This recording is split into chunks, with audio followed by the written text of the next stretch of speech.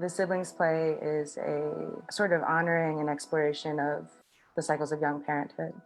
And with that experienced and inherited trauma that comes with growing up in America and growing up as a person of color and growing up in the hood. Most of my aunts and uncles, especially on my dad's side, and my cousins were pretty young parents. And like, I don't know, I just love to be able to acknowledge how young they were when they started, giving their lives to someone else, kind of getting to carry them as human beings and not like the perfect gods that we think parents have to be. Yeah, so I mean, in a literal way, I wrote it for young parents, but I also wrote it for people that grow up co-parenting with their parents. A lot of us grow up with a lot of pressure and anxiety, and nobody actually asked us to do it. We just kind of felt like we had to. And we aren't able to actually recognize that we always feel like we have to. And like, if we don't step up and make things perfect or like protect everybody around us, then the world's gonna end. So it's hoping that people seeing this who have those tendencies can recognize them and kind of let it go. I have known Ren actually since she was about 18 years old, believe it or not, when I was working as a director for the MCC Youth Company. And it was a while ago, but that's actually when she first started to write the first few scenes of what would become the siblings play. So we've known each other a long time, and she asked me to do a reading of it, I think back in like 2014 or so, when we were starting the Middle Voice Theater Company at Rattlestick. And ever since then, we really just clicked as collaborators. I think it's a great new American play. To me, it's a lot about the way that the failure of the American family results from the failure of the American dream. And therefore, it's a story that's relevant to all of us. There's a lot of different ways that, people and families suffer. And a lot of times, I think the most invisible way that we suffer is mental illness. And, in a lot of underserved communities around the country, much like where I come from in North Georgia, it's a way that we suffer that we don't have language for, that we don't have resources for. And those things have costs, those issues accumulate, and they make it very difficult, I think, for people to succeed and for people to love well. And what I love about the play is that it's not this great sort of like political statement about any of that. It's simply about these people and their humanity and what they're suffering from in a way that I think we can all relate to. I think the play has the ability to educate in a way that's not pedantic at all, but to make us, more curious about the power of empathy and understanding. This play is about family. It's about first-generation Americans, second-generation Americans. It's about people of color. It's about New Yorkers. It's about Harlem. It's about love. It's about pain. It's about having to continue to fight for yourself and your family, no matter what obstacle gets in your way.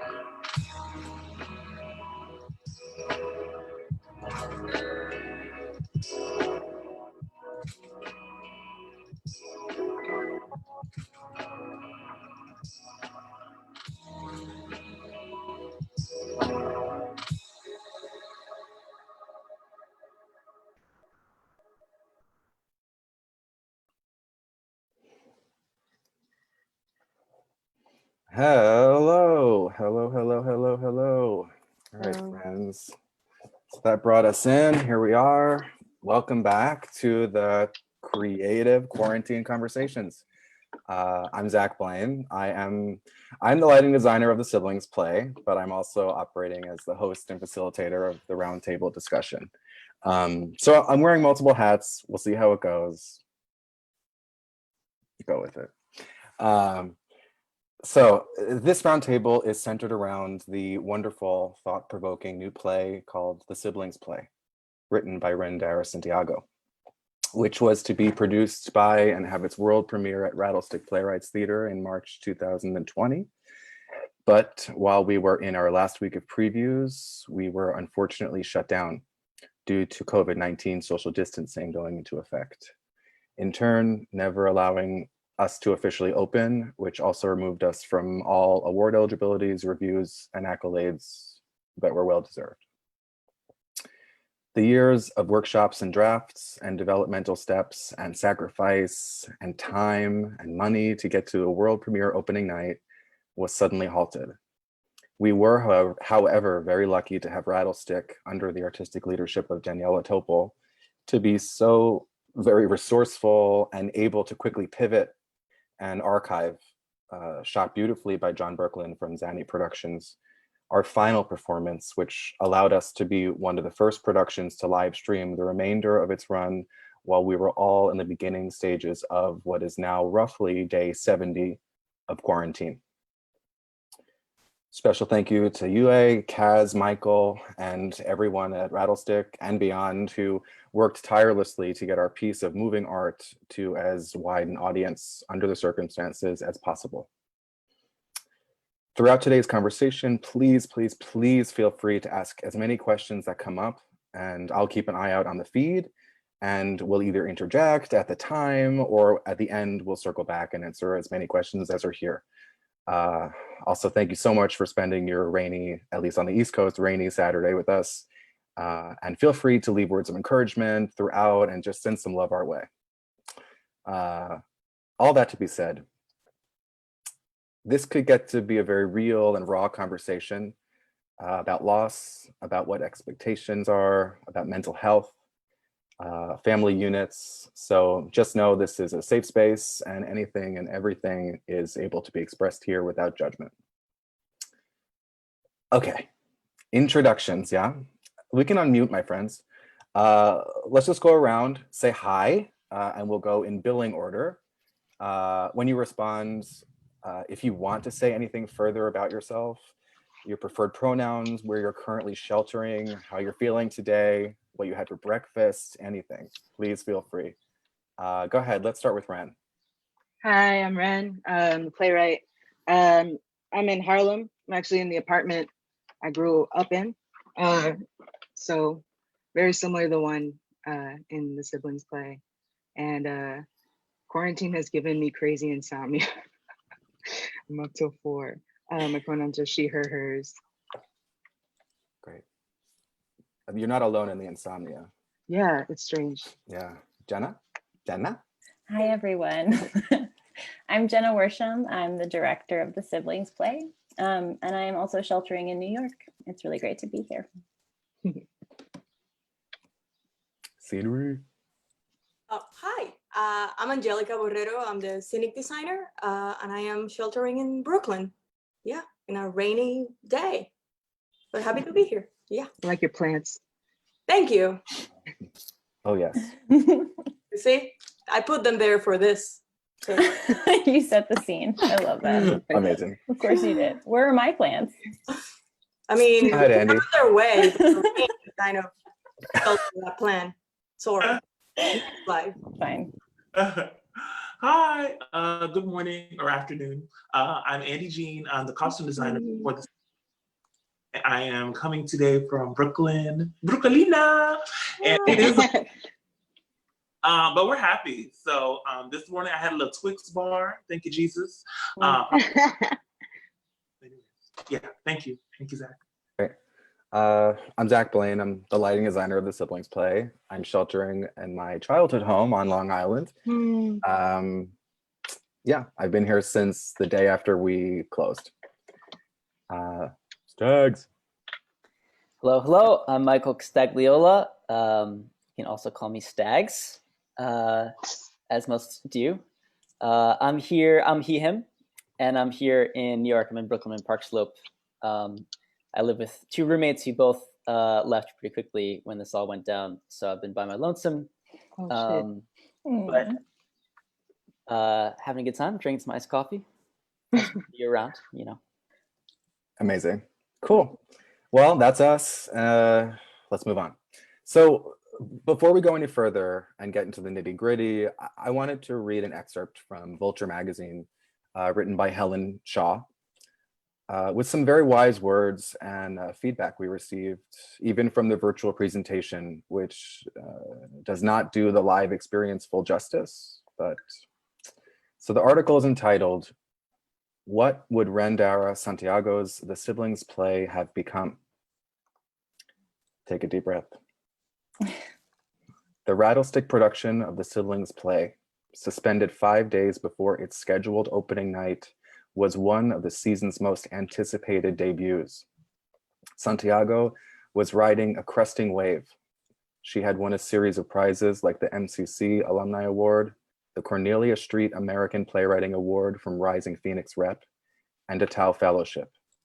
But more importantly, she was one of the founding members of the Rattlestick's apprentice company, Middle Voice, a diverse young ensemble mentored by Lucy Thurber.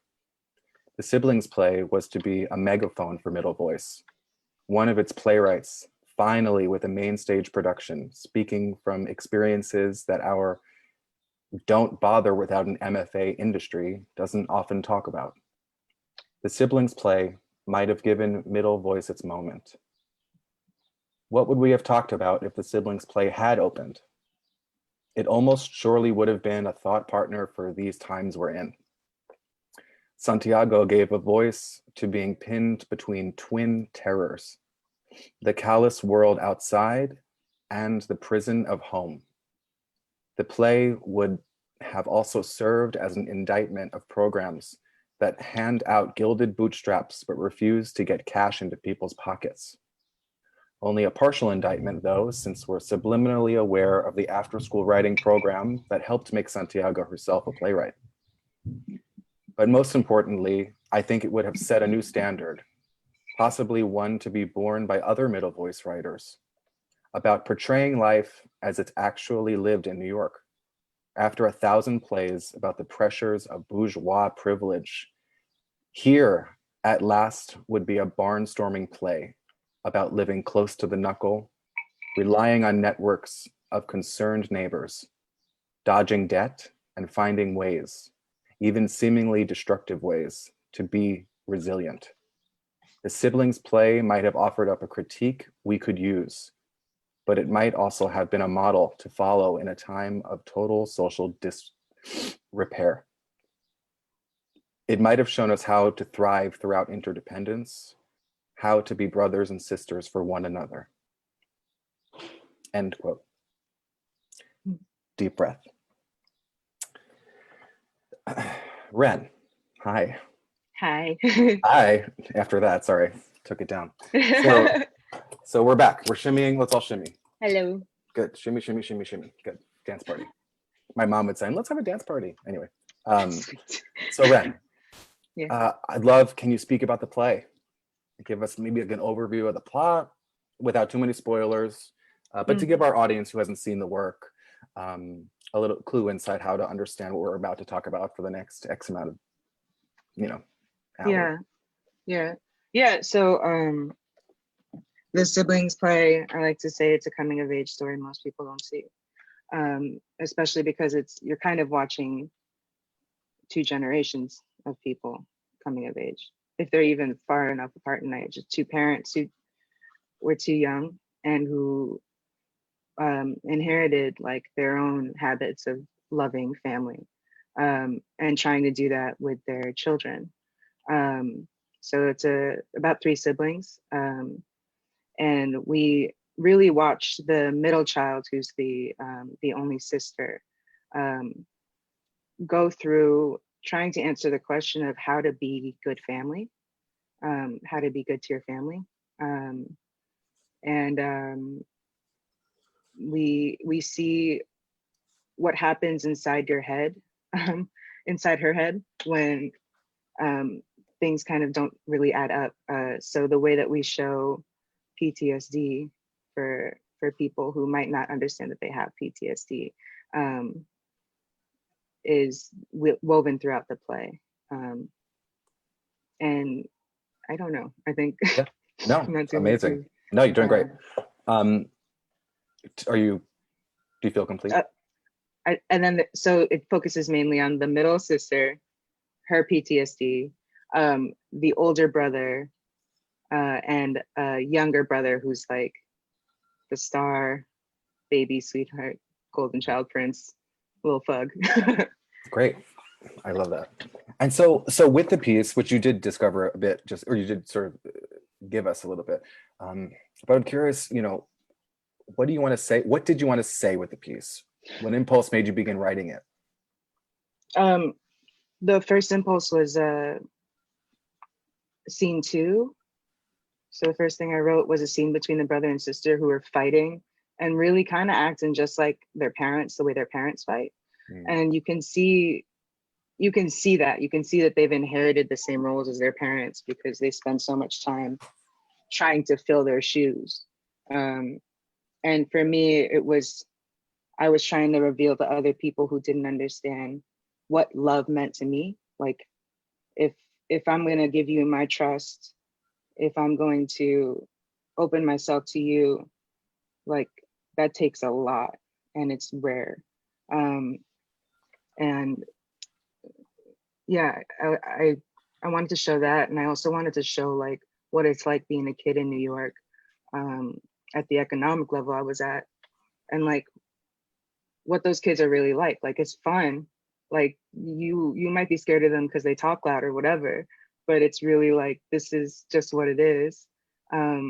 Because a lot of stories I would tell about my youth and the people around me, once I was in a school with a different class level, nobody believed I was telling the truth. So like, that was a lot of what the play was about for me, and trying to figure out what triggers were, because I didn't know any of that. I just knew that I was sometimes reacting to things in the moment that actually weren't a reaction from the moment. I knew, like, I don't know why I'm getting really angry right now because you didn't do anything to make me angry, but I'm really angry. And so the play was trying to figure that out before I had Jenna and Lucy explain to me that maybe that was something in my brain and that I wasn't haunted and like crazy. Yeah. Great. Well, let's go to Jenna now, and then we'll circle back. So Jenna, how about you? Why don't you speak a little bit about your process as a director, and also how you went about sort of clicking into this piece that may not sort of in its initial elevator pitch necessarily be your specific story, but all the themes are, in my opinion, super universal. I truly think this is the 21st century's every person's play. So yeah, agreed. So I'm curious, what your feelings are about how you approach a piece like this and how you find your way in. And I know you and Ren have had a previous history working on this play. So let's go with that, and then we'll circle back. Yeah. And a long one, really. I think I first read the first few scenes when Ren was like 18 or 19. And she asked me to do a reading. And I think immediately I sort of was like, who is this girl? She's a playwright, and that's very exciting. I think the knack for dialogue really stood out for me. I'd never quite seen a play that captured trauma this way. One of the things I think drew me most to it was that it took like what is potentially very theatrical about trauma, but also what's most human about it, and kind of found a way to turn that into narrative and put it on stage, which is interesting because I think that intersection actually of theatrical and what's most human is kind of actually a lot of where our design evolved from, So I was really taken with that, and really like personally drawn to the story. And I think in that way, like you mentioned, it kind of, I think, taught me about the kind of plays I can access, and can direct, that I may have not, thought myself right for. But, Ren writes about family. And I think for me, this play has always been sort of most about what is the cost of people not loving each other well. And it doesn't really matter where you come from or who you are. That's something I think we can all understand and comprehend on different levels. So yeah, like you mentioned, Zach, I think it's a great American play in a lot of ways, but I also think it's one for everyone, which was what was so interesting about, we only had so many previews, but our audiences were truly diverse in a number of ways. And I think what was most successful about the play is the way that it spoke to everyone in that audience at once and really made it into like one room in, that special way that theater does, where we were all listening together. You asked about my process. Yeah. I think, like most directors, though not all, like for me, it's text. Obviously, I mostly focus on new American stories that deal with, different communities that don't often get seen on stage a lot, is kind of where my I guess, passion lies, this being one of them. But I'm someone who's drawn to a voice first, and the content and the form in relation to one another. You know, Ren's someone who writes with a lot of almost poetic meter to her work, but it's also like deeply vernacular. So that, you know, that combination really kind of drew me in. I read a play maybe like 10 times before, you know, I really start talking to designers. And I take like impressions from each of those reads and just sort of let them take me down various rabbit holes. So like I mentioned, trauma, obviously that was something that stuck out to me. And after a conversation with Ren where we talked about the kind of magical elements in the play and how they're representative of PTSD in children, I started doing some research, and that led me to something that ended up like really defining a lot of our initial design conversations. I don't know if I should do my share screen for this, or I could just read it. Maybe I'll just read it. Yeah. But I discovered something that I didn't know about, but it's, I discovered something that's a type of emotional incest, which, you know, I don't want to, spoiler alert, but, you know, we've closed, so maybe it's spoilers are okay. But, you know, there is, you know, issues of incest in the play, but this is a type of incest in the play that wasn't sort of, I think, you know, obvious, at least, you know, on the surface. But covert incest, when I read about it, it's known as emotional incest. It's a type of abuse in which a parent looks to their child for the emotional support that would normally be provided by another adult. The effects of covert incest on children when they become adults are thought to mimic actual incest, although to a lesser degree. The term describes interactions between a parent and a child that are exclusive of sexual abuse. So it was so fascinating to me to learn that there's a type of incest that's completely psychological between parents and children, and that actually has a lot of traumatic effects on the children themselves. Yeah, and so not intentional. I feel like it's so like under the water, and behavioral, and therefore, you know, like a lot of mental illness, it's very hard to diagnose. It's very hard to put language to, you know, it's a bit of a silent pandemic, if you will. Right. And I find that interesting because I remember you came to that on this round. Yeah. Right? This Rattlestick round, but not before. Yeah. Right. And you all have been working on this play for a while, you know, and getting to different places. And actually there was a mentorship project production at Cherry Lane that Angelica and I also worked on. That was almost, you know, it's a different act two, it's the same, it's the play, but it's has changed a lot, right? Has changed a lot. Right, but it's interesting to sort of like all those steps that everyone's like, why does it take so long to make a play, make a musical, make a piece? It's like, because you learn something new every time you reapproach the work, right? So I wonder, with that, can you tell us a little bit about, Ren or Jenna, about the history of the incubation, and what were the steps to get to this point? And like, what kind of soul searching did you have to do to make those changes, and sort of, you know, like, don't throw the baby out with the bathwater, but also be really critical of what's important and what isn't, and where's the ego in it. Also, I'm super curious, because you have worked on it for so long, you know, who you were as a human being at the start, separate of the work, I'm sure has evolved to who you are as a human being now, and how does that impact the work? I'll start with saying the biggest thing was in the beginning. I didn't want to choose like a focal character. In the beginning, the ghosts came from all three siblings, and I think the biggest learning lesson was figuring out like actually which one are they. Just in this play, in this version that I've written, which one is it most easy to see how they're affecting, the flashbacks are affecting them. What's always remained the same though is that all three of the siblings, you know, have the same experiences and probably have the same, maybe not all the same symptoms, but are survivors of the same thing. And that's why I loved the design in the set so much, because you could see that in it. You know, you could see through the walls, so you never forgot that the other siblings were there. And like with the siblings, whenever they were fighting with somebody, they were always fighting because of the siblings that they got behind their back, you know? It's like, I'm gonna put myself first because I got these two behind me, even if they're not actually literally behind them. So it remained the same in that way. But I think the biggest thing was realizing Jenna helped insanely with realizing that we should focus on Marie so that we could understand how PTSD works with someone, that there's no ambiguity about that. And so people who have it, who don't know what it is, can finally start to see, oh, I'm not crazy. Like, oh, it's that.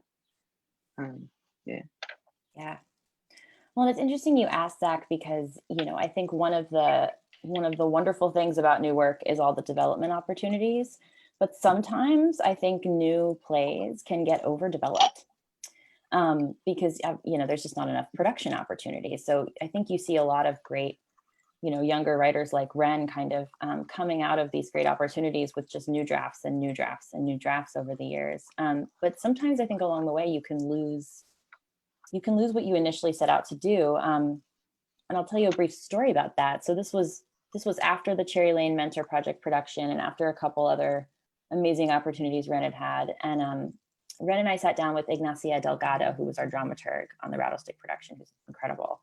And we had a meeting like way back in the fall, you know, before we ever started really initial production stuff. And we sort of asked Ren like where she was with it and with the draft we had then. And I'll never forget, because I think it kind of broke Ignacia and I's heart a little bit, but Ren said to us very, very honestly, she says, I'm worried I lost my play. You know, I can't remember. Mm. And so I was really upset by that. And we ended up going back to a much older draft before we started Rattlestick, something that, you know, even though, you know, maybe it didn't contain elements that had grown with Ren as a writer over the years. Because I think we both, honestly, Ren, I think we both like became adults throughout this play. Like, yeah, I was like 22 when I first heard it, you know, like I didn't know anything. I was basically 12. And now I feel like we've become adults, and, you know, and you go off and for years, like you weren't working on it, you know, you were writing other plays and doing all these other things. And, but I went back to this like original folder of research I made like in my early 20s, the first time I did a reading of the play. And I found this quote, this James Baldwin quote, after Ren had told me she'd lost her play. And I just wanted to share it because it was something that for me, I think, brought me back to the heart of the play and what I knew Ren had set out to do. It's from his collection of essays, The Fire Next Time. And it's a letter that James Baldwin wrote to his brother. And he wrote to his nephew. He said, I know what the world has done to my brother and how narrowly he has survived it. And I know, which is much worse. And this is the crime of which I accuse my country and my countrymen, and for which neither I nor time nor history will ever forgive them. That they have destroyed and are destroying hundreds of thousands of lives and do not know it and do not want to know it.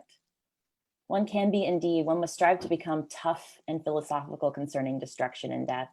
For this is what most of mankind has been best at since we have heard of man. But remember, most of mankind is not all of mankind. But it is not permissible that the authors of devastation should also be innocent. It is the innocence which constitutes the crime. I think what stuck out to me so much about that was this idea of ignorance, where people are suffering. And this idea that oftentimes when family is the only thing you have, you know, it becomes the sustenance for people. And for me, it's a fundamental understanding of how the siblings themselves operate in the play. They are tough and philosophical concerning destruction of death. And it is the innocence of others that constitutes the crime towards them. So I think going back to that like basic storytelling about a family and where they are in the world, in some ways walking back into the apartment, you know, where the play is set in a lot of ways, literally, because scenes were cut that weren't, you know, outside the apartment. It's almost like we kind of, I think for this production, returned home, you know? Yeah. Literally. Yeah. Amazing. Thank you. I want to talk a little bit quickly about the casting. Did Telsey cast this? Yeah, right? Mm-hmm. Yeah. Yeah. So, and we had fantastic. an amazing cast that really just embodied these characters, and it was so. I mean, a lot of the heavy lifting for all of us is really in casting. You know, it's casting makes or breaks. So I'm just curious, you know, where'd you find them? You want to talk about them a little bit quickly? Just so perfect, you know. What were you looking for as well? You know, what are you looking for when these 5 characters, archetypes that are a family unit, that are flawed in their own way and beautiful in others? What are you looking for when that actor is walking in their street clothes and you're like, no, that is the thing I've been looking for. You know, they have it, they embody this. Especially having had a few other, you know, you've had many casts. Yeah, that's a great So question. it shifts, it changes, you know. And what were you so, looking for in like, this specific homecoming production. I think we were really privileged over the years to work with so many incredible actors. And to learn from, I think, you know, for me, it was really important that there was a fundamental understanding of language in the play, and Ren's language specifically, which sometimes is something you can learn. But if it's fundamental to who a person is, you know, like if I was doing a play set in the Deep South, you know, somebody who's from a specific region, they have sort of a natural way, you know, with the language and the cadence of that language, and therefore have an understanding of intention within that language. So whether or not it was, you know, fundamental to who they were as a person, we were looking for an understanding of that language in sort of a natural way with the rhythms of the play, which I think is why, you know, we ended up with a cast that was, like, for the most part, NYC local, not all, but most. And it was really a beautiful thing. You could tell when someone came into the room, but not all. Again, Mateo walked in, and I think we knew almost right away. Yeah, he's from the DMV. You know, he's from, you know, Maryland, but he understood the language. He walked in, and it's like, it's the difference, I think, between hearing a play and like hearing music. And we, you know, it was really hard. We saw a lot of actors, and I think it was because they were all so brilliant, a really hard choice to make. But I'm interested what you think, Ren, but I think we just sort of leaned towards authenticity with the language. And then, you know, looking at the makeup of this family as a whole, like all of those factors kind of weighed into the final choices. Yeah, I think it was important to be able to tell that we're finding people we could, like, trust with these characters. Like, trust with the rhythm, trust with their representation, like what was being represented, and like really knowing what it meant, and being hungry for that to be seen, like the thing that they've been longing to be seen in the character, to be there. I think it was that, and I think we needed fighters, you know, like, yeah, like people who Like, naturally, yeah. Like, for example, like you know, like Dahlia's auditions, which were very special. And I don't want to talk about like what exactly it was, but like someone like that who you can tell is constantly like bringing everything into it, and throwing it all the time. And it was always from a place of like kind of knowing how to do that, knowing how to watch people and then use their weaknesses. You know what I mean? It's very important to know how to do that with this play. Yeah, like a lot of emotional intelligence, right? Yeah. Yeah, we were very lucky. I love that. Yeah. And then, so you cast the show. Well, I mean, we were all sort of a part of the play before we cast the show, but casting, and then that sort of leads to the design, all impacts each other. And I want to sort of now transition and segue into creative conversation. And I want to get to Angelica, but I also wanted to say, Jenna, you know, one more thing I'm curious, you as the director, like the bridge between sort of intention of Playwright and then like, how do you work with the Playwright on new work and then bridge the conversation with the design team while keeping in mind the Playwright's intentions, right? But also the artistic process that comes with the collaborative team sport. I think, you know, and this was a little different just because Ren and I had been together so long. So there was like a fundamental understanding between us, you know? So, you know, taking a lot of like the thematic things I've already talked about, you know, going back to that original draft, I was struck by, I mean, like I mentioned, you know, the things that were kind of floating around in my head were, you know, long-term PTSD in kids, the theatricality of that, the humanity of that, covert incest. And as a result, thinking about boundaries in like a literal and a figurative way. I think the word boundaries was the first word I used in I think all 4 of our initial design conversations. I have trouble imagining, because I'm such a visual person, obviously, I have trouble imagining much of anything until I have an understanding of our playing space, you know, for me. And it's really intellectual up until that point, which is why I need Angelica. And what I love about Angelica is that I can come to her and just sort of like word vomit all of these thematic things, and she can turn that into a space, you know? So I think, I mean, I remember very fondly just being like, boundaries, boundaries, boundaries. How do we do boundaries? You know, and then her coming back to me with these models of like, well, you know, like, what if there's just no walls? You know, there's walls, but there's no walls. And then taking that and then letting it grow, right? Yeah. Yeah. Can I say yeah, something? please. Yes. It was like, once Jenna told me that it was a rattlestick, and I knowing the play from before, it served itself for a perfect space for it. Because and I'll show you guys later, but the set really just grew around what Rattlestick already is, because it's built as an apartment already. So it was, for us, it was more a line of, when you read the script, other than the flashbacks, it reads really naturalistic. Like, it's a real apartment up in Harlem with furniture and very real. So and then we did a couple of passes of like, how do we break into that? Where is the psyche of this apartment? Like, how do we make this apartment be this troubled mind of these characters? Which is how the boundaries came up, and we ended up like, well, we'll break through it. We'll put the skeletons of all the things that would exist, but nothing really separates one from the other. And I like to think of rhythm a lot when I design stuff, because that makes it fun for me. Like, if I can see something that's always moving and entertaining, that's interesting. So this was the perfect play, because they're all kind of trapped in there. Like, Jenna at some point said to me, I wrote it down, she was like, trauma is an echo chamber. And that's kind of what we did, like a pressure cooker that we broke into and saw.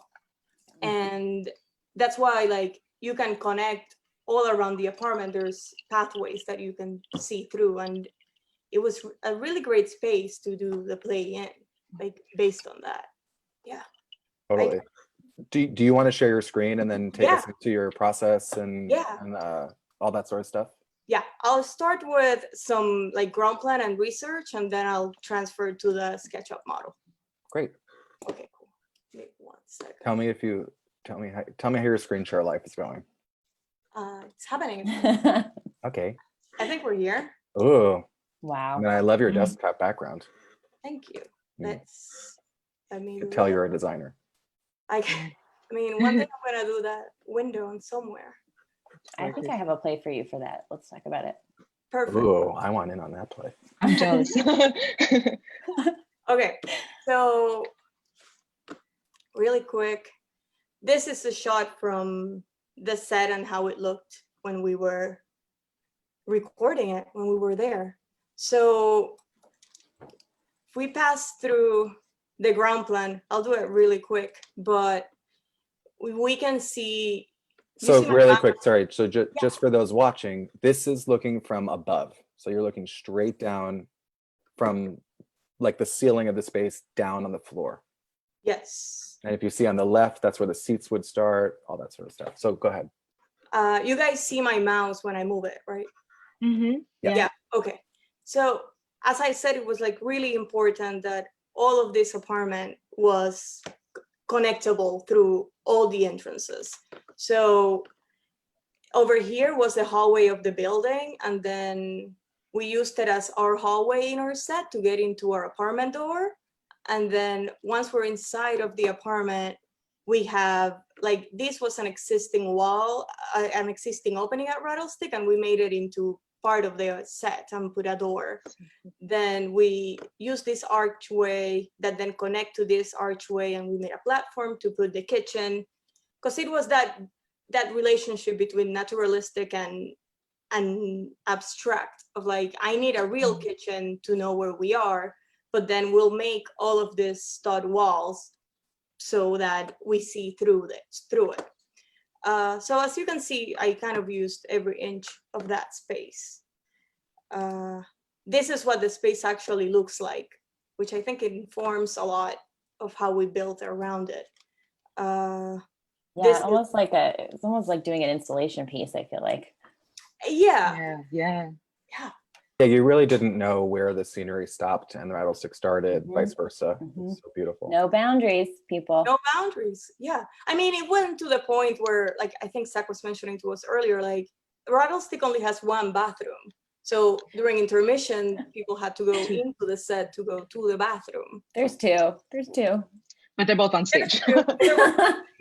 Like, but it was. But that also made it special. I think people loved sort of walking through the apartment. And then looking at the bookshelf. Yes. This is just a section of, if you cut through one of the walls of the theater and see our scenery, you can see how tight the space is for all these characters. And we did a lot with it, I think. This was some of the research that I sent early on. Jenna, it's really good at pointing out like what pictures she likes if you show her a picture. Like she can definitely be like, it's this, it's not that. You can see here, like on this photo was basically the inspiration for the kitchen with it. I liked the window because it created some layers, and it gave me the opportunity in a space so small to create like layers of scenery, one behind the other, that give some depth to the characters and for blocking that you can see on the clips they'll show later. And I think that layering, Angelica, like, you know, because one of the challenges was how do we take away the walls and like destroy boundaries, but maintain the tension and the danger and the like you said, the like pressure cooker of it all. Yeah. And I think that's, you know, was achieved through all the like cool layering that you did. Yeah, because you could. I mean, I gave you layers, and then you did some. I was watching it last night again, and some magnificent blocking. Like the way that you use. Yeah, I know, but the way that you use the levels I gave you. No, keep going. Keep going. It's great. What? I said, oh no, keep going. It's fine. Yeah. Well, your sets are always really fun to play on. Thank you. This is some of the furniture and layouts of apartments and type of furniture that we thought these people would have. Just like good, but it's nothing that it's nothing new. They've had this like furniture for years and they just keep it.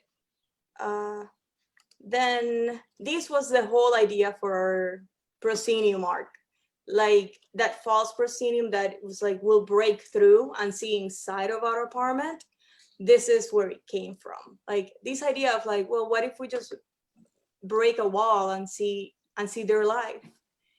And then the stud walls and all that combination of like realism with all the other elements that make it more fantastical for those transitions. Yeah, and a way to have it feel like, you know, naturalist, like hyper in a texture sense, very natural, but also magical, right? Like, I think it came from that discussion of like, you know, so many plays are like a slice of life, those like, you know, living room plays, and often like upper middle class kind of white families, these like very neat cutouts of their lives. So we thought like, what if, you know, obviously since we're accessing this play from a traumatic lens, what if it looked more like somebody took the side of a building and just sort of ripped its face off a bit, you know, exposed, raw, guttural.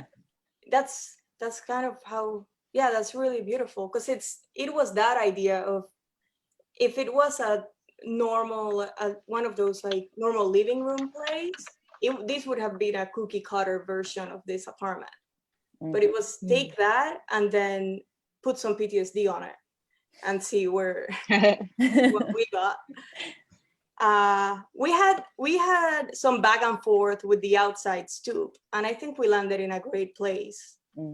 But those outside scenes, like there's 2 outside scenes, and then you decided to use that a lot during the play for transitions, and it was a combination of how do we combine the outside of the building with the inside without intruding on one another, because we needed all the space that we could. Then this was some of the inspiration for the colors of it and the wallpaper.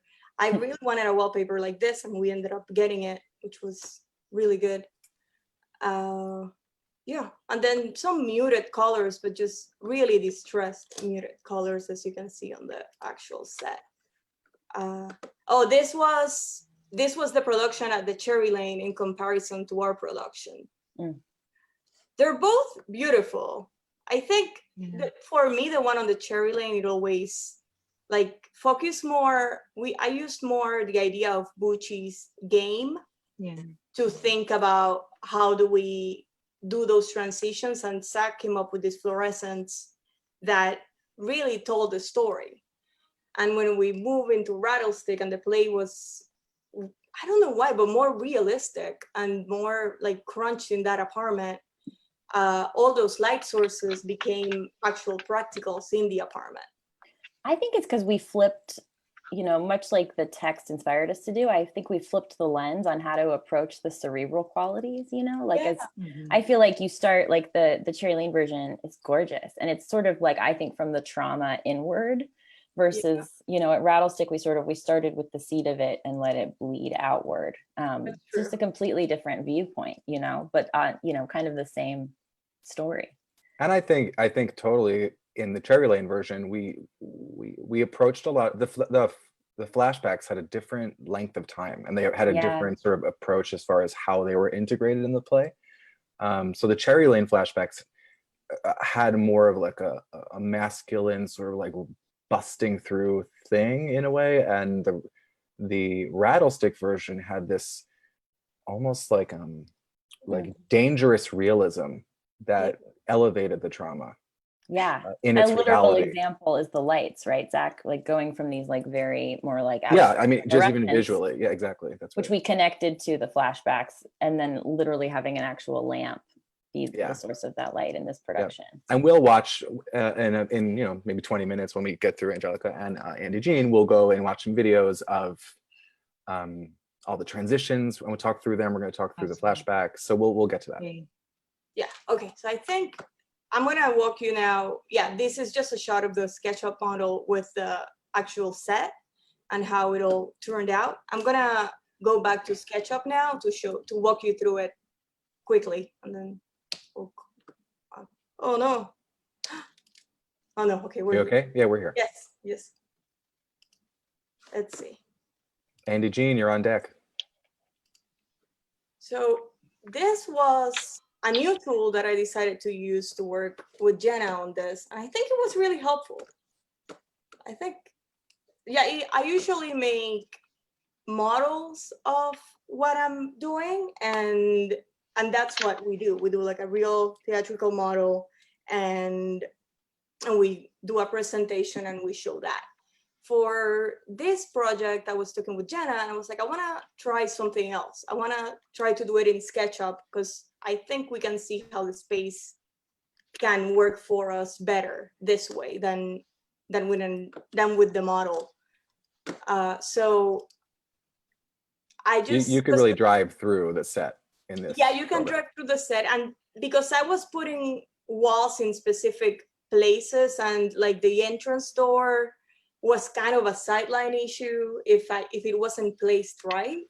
Like all of those things, I decided that it would be better with this, because then I could be adjusting and seeing what the angles were like, and it really became a tool really helpful through this, because you could really go in and see like, well, if you're standing like around here, you'll get one person up here, you can see somebody coming out of the bathroom, you can have someone on the archway. Like I think it was a better way, you know, given how you and I work, because we do change so much We as do, we go, you know?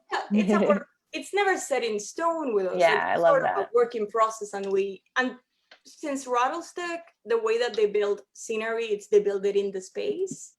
As long as they had like the grand idea of what it was, we could do minor adjustments as we went along.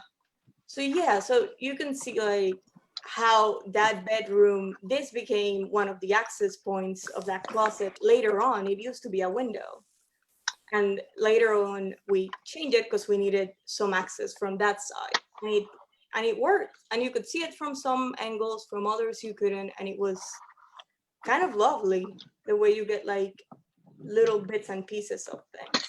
I love that. So the SketchUp really is a tool that allows, really in time, you could drive through, you could fly through, you could make changes and edits with you and your assistant and present to the director, and that's like, gorgeous. Yeah. The model will always be the model, and it's always beautiful and great to have, and just a magnificent tool. But for this process that we were all kind of all over, scattered in like different other jobs, and being able to be like, no, change this over here. I was like, don't worry, give me 20 minutes. And you could just work quickly and get to answers. Yeah, and then you can see like what it would look like from the back of the house. And it, at the end of the day, it actually looked just like this. Yeah. Pretty much, yeah. Yeah, like we ended up adding like another layer up here, which was a lot better. I didn't add it here just because I wanted, like, once you see the transitions that you show, you can see how it continued to develop during that tech process, and other things that got added that were better. Like it all just keeps evolving. Yeah, and that's just a top view. Again, like a ground plan view of how the space moved around. I love that. And I think in the videos, when we show them, we'll see,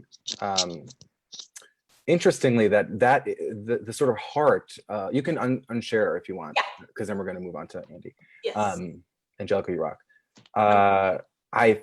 Interestingly, I think the heart of the Cherry Lane production, as far as the color and that sort of like linear neon thing, that allowed for a conversation. Ren, are you okay? That allowed for a conversation for us to have at Rattlestick, which then what do you call it? The dinosaur egg? The dinosaur egg, yes. The crack. The crack, right? Which we'll see in the videos. But the crack of it. I feel like I was finally understood about that, so thank you. Yeah, like in previews. Yeah, I kept saying it over and over. What? Yeah. What?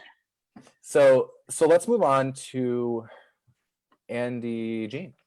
Hey. Andy, hi. So I actually have your slides, so I'll go do my screen share in a second. But go ahead and give us a little spiel. Yep. Tell us about you. Tell us how you clicked in, how you found your way in, how do you relate? Jenna reached out to me and she was like, you should read the script. I read it and I literally called her like that night. I was like, and literally I was so inspired by the piece. I was moved by the piece. I was personally challenged by the piece. And I was like, okay, I have to work on this, right? I mean, I would love to, help really paint and really see these characters come to life. And I think a part of that process really is, I think for me as an artist, like I want to respect and honor these characters, right? That like, to me, a lot of the work that I also do is a lot of like observational research. And being in New York is actually really a gift. And especially in regards to the siblings play, I mean, I felt like I had actually, I have sat on the 2 train with Lenora, right? Like while she's putting on a little lip gloss, while she's doing a little eyelash situation, like literally I've been able to actually see these characters in real form. I've actually seen Marie at Forever 21, right? Looking at earrings, looking at backpacks, and Butchie at Jimmy Jazz, right? Trying to get some slides or some kicks. So really for me, I wanted to kind of bring that level of honor to each character. And ultimately for me, my goal was to have a marriage of specificity and also function, right? That like literally what they were, that the way that they were like adorning themselves really spoke to the way that they held space for themselves and also how they presented themselves out into the world. And I think for me, those details were paramount in really trying to highlight each person. And ultimately, we kind of track and see a little bit of transformation. Transformation really mostly with our parents, right? With Lenora and Logan, and how they themselves are actually battling a lot. I think as parents, you know, like your main goal and like your main purpose, right, is that you want to provide. But we actually see the parallel with the siblings also wanting that, expressing that same initiative of being able to provide, right? We all want to make sure that Butchie makes it, right? He is our, like he's our blue ribbon star, you know, like we really want him to make it, right? And so we see kind of the shift that the, you know, that the other siblings begin to carry that weight and that responsibility. So for me, those were, I guess, ways into the piece, ways to consider honoring them. Yeah. I love that. So let me share our screen and then we'll quickly go through the boards and talk through individual characters. Yeah. Yes, absolutely. Yeah. So yeah, and so for the piece, you can start. Go ahead. Yep. I'm getting there. Just like a series of plates to kind of like help me and also, you know, Jenna to kind of illustrate and articulate ideas and that we had about each character. So the first one is for Lenora, played by Dahlia Davi. And I actually was very honored and thankful. I got to actually sit in on an earlier reading of the piece. And actually in that reading, I mean, I was overjoyed. I actually got to put a face with the characters. And sometimes that doesn't always happen. But so for me, that was actually really incredible to get to see the characters and the actors, right, before they became the, like, I guess before the evolution and the transformation. So that was really great to see them and to talk to them and to even hear them. So for me as an artist, it was great to listen to them and what they thought about each character. And so for Lenore in particular, when we meet her, you know, she's going out on a little date. And so really here, you know, are just ideas about what that means. You know, how do we, you know, how does she use her body, right, as power, right, to entice, to get the things that she needs? Again, she is there to provide, right? And so that is her, you know, that's how she feels, and that's the purpose in the beginning. And then we kind of see, you know, that that her character actually has a shift when we get to Act 2, right? That like we see, it becomes less about overtly showy and sex, and really just become, and we kind of see her kind of adopt more of a maternal silhouette, maternal palette, and really we kind of see that love kind of takes over. And I just want to say, Annie, that like part of what I love about what you do as a designer is, and you guys can see in the pictures that Andy's showing right now, is that the inspiration isn't just you know, the material itself. It's very emotional. You know, he's like a deeply character-driven designer. And so the textures themselves are not only functional, but like representative of like Lenora in both the past and the present. And like, I love the one down in the corner of the woman with her 2 young kids. I remember that was a photo we talked about a lot. And that all of these choices result in like just a deeply rich texture to all of Andy's work, which was beautiful because it's such a compliment to Angelica as well, because they both, you know, achieve that like highly realistic texture in, you know, what is the more tactile elements of design. Thank you. Next, we have Logan, who was played by Andy Lucian. And, you know, I felt like I had grew up with Logan as a brother, as a father. I mean, his character is so complex and so sensitive. You know, there's a lot that he does to provide, but he doesn't always share that, right? I think especially, you know, for young Black men, you know, you want to like, you want to be able to create a space for yourself, for your family, right? You want to honor your past and your heritage, and make sure that like literally that your children can become the next best thing. So for me, I wanted to really kind of like lead into that. And so looking at a lot of, you know, like young artists, rappers, you know, and men from the 90s, from, you know, in Brooklyn and in New York, and really looking at like the details in terms of like outerwear.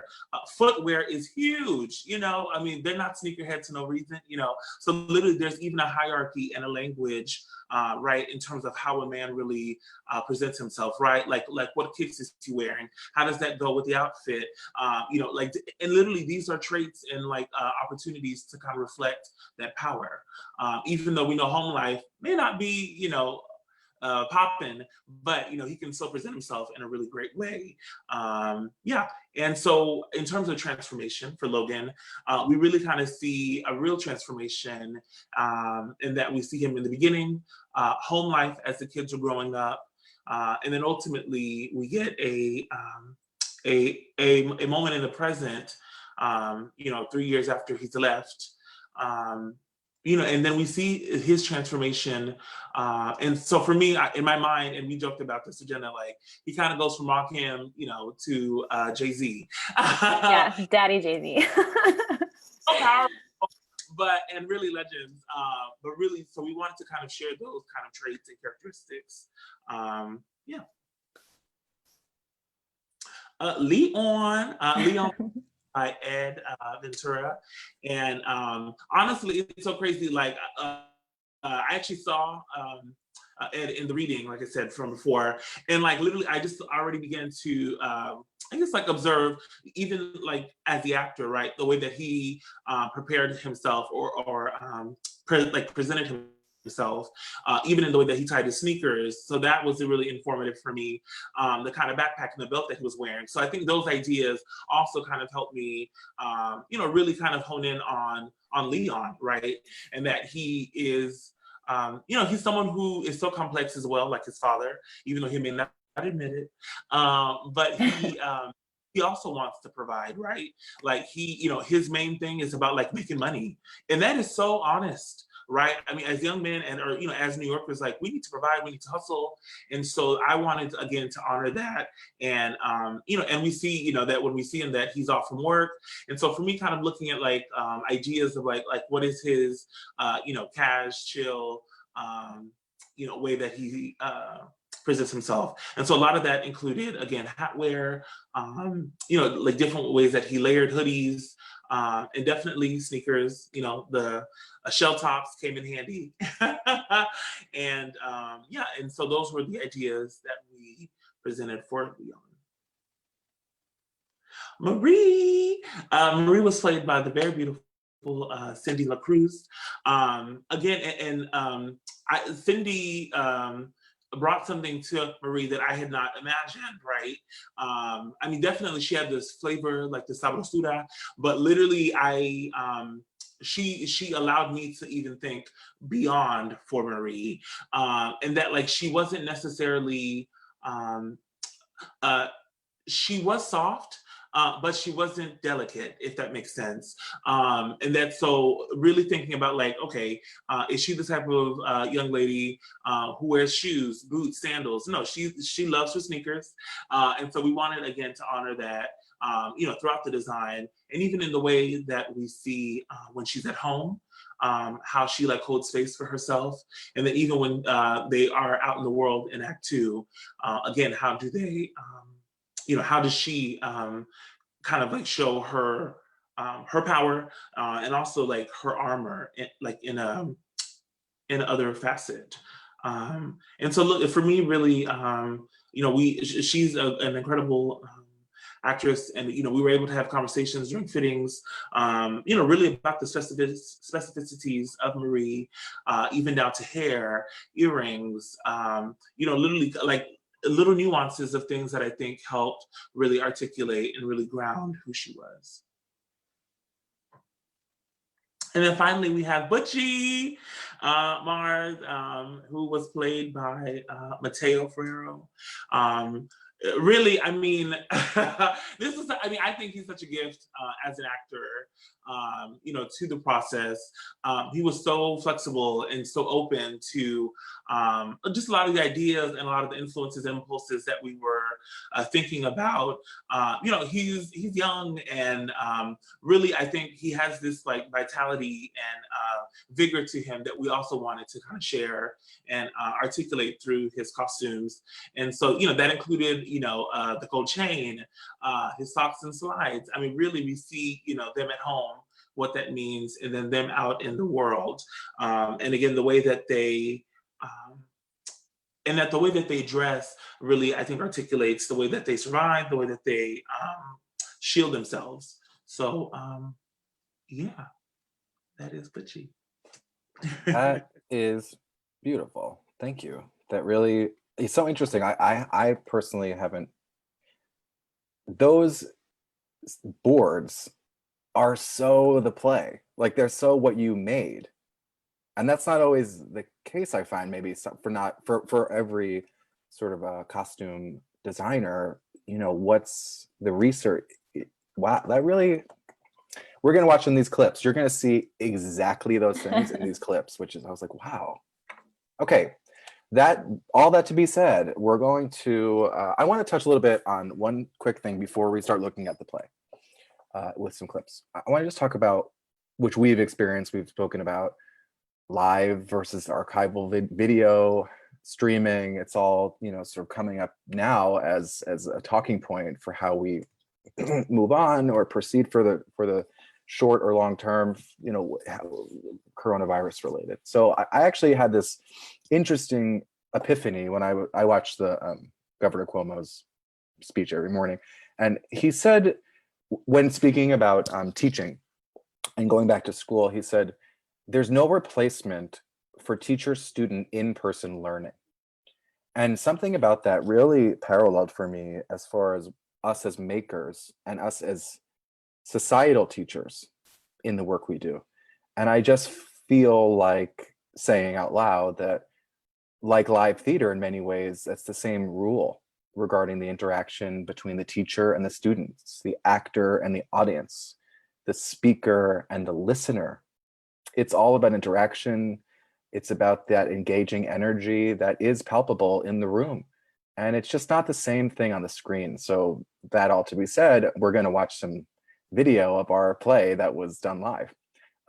So, you know, I'm sure all of us will say I'm super grateful that in spite of the shutdown, the production was able to have been viewed and had such a national reach it may not have even had in New York. Without the shutdown, and the essence of the story is totally told and it is successful.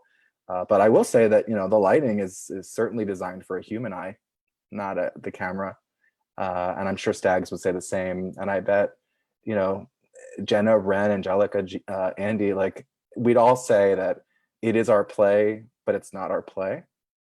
So take that for what it's worth. I'm not sure what it's worth, but I just felt like really the need to say that before we started delving into these video versions of our play. Our play did, especially, you know, we heard Angelica talk about, and all of us about how it's so woven into the space.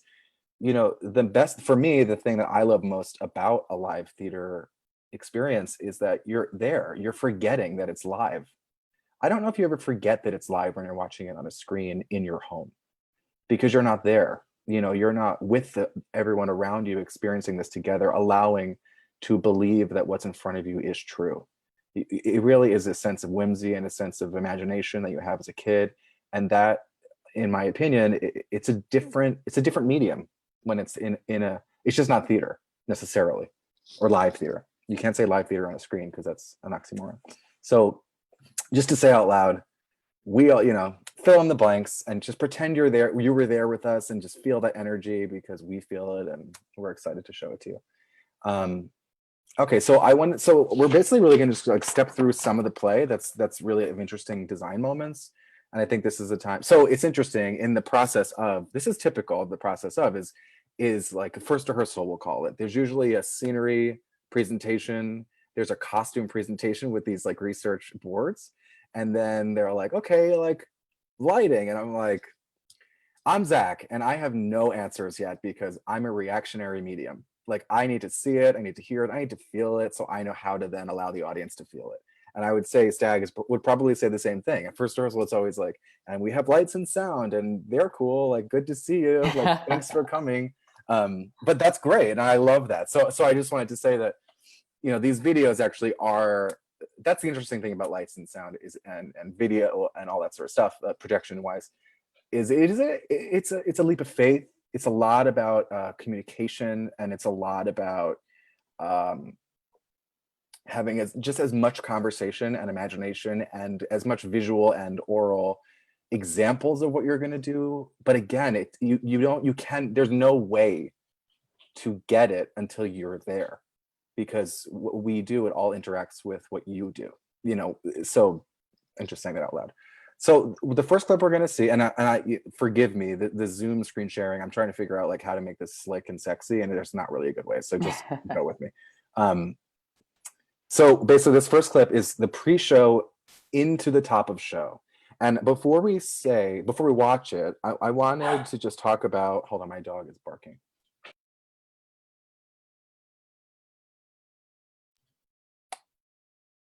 Live, you're welcome. I'm yelling at my dog through a door. Anyway, so just to know, like a four-wall space, Rattlestick is a version of that. Like we had to put house lights in. We had to, at the top of the show, you have to decide, which, you know, Jenna, you can talk about, but I'm leading us, so we're going with it. But you have to decide, is there a pre-show announce? You know, what does that mean? What does that do to the psychology of an audience member that you're trying to sort of calibrate them before they experience the play? You don't want them to be taken out of it and then get back into it. How does that work? How do you get into the top of the play? Like our play, which Jen, I think I'd love for you to talk about after we watch it. You know, but the first few minutes sets the stakes of the storytelling of the entire experience. So some plays just like there's a blackout and lights up and you're jump cut into the scene. Some plays or musicals, you know, have this whole opening sequence. Let's watch it, and then Jen, I want you to talk about the impulse of why it is the way it is, and I think it's super successful. And as we watch the rest of the videos, it will make sense of there's like an overall arc of design choice and sort of storytelling from Jenna's lead that is really like a framing device that makes the play the play. So okay, let me try and screen share this because hold on.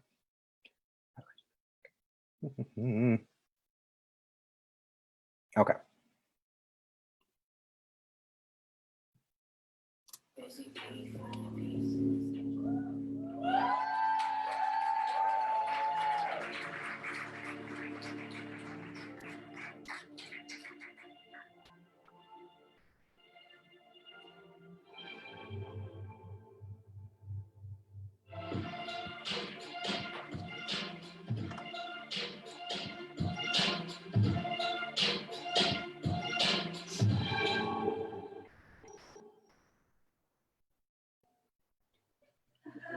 Wait, where are you? Are we on the same team? I'm in the northeast wing. Look at the map. Top left box. I'm in blue arrow. But which way is that though? I can't see. My guy keeps walking into the wall. Are we on the same team? Yeah, same team.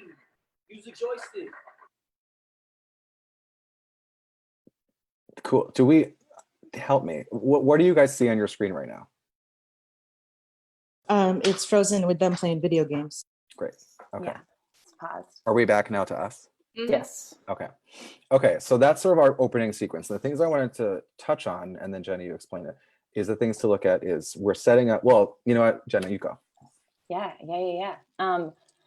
I think, you know, when you have a play that is in a deeply like realistic world that you're then going to break in like highly theatrical ways, you need to set up the framework of that at the beginning, because then you just can get into the nitty-gritty storytelling, right?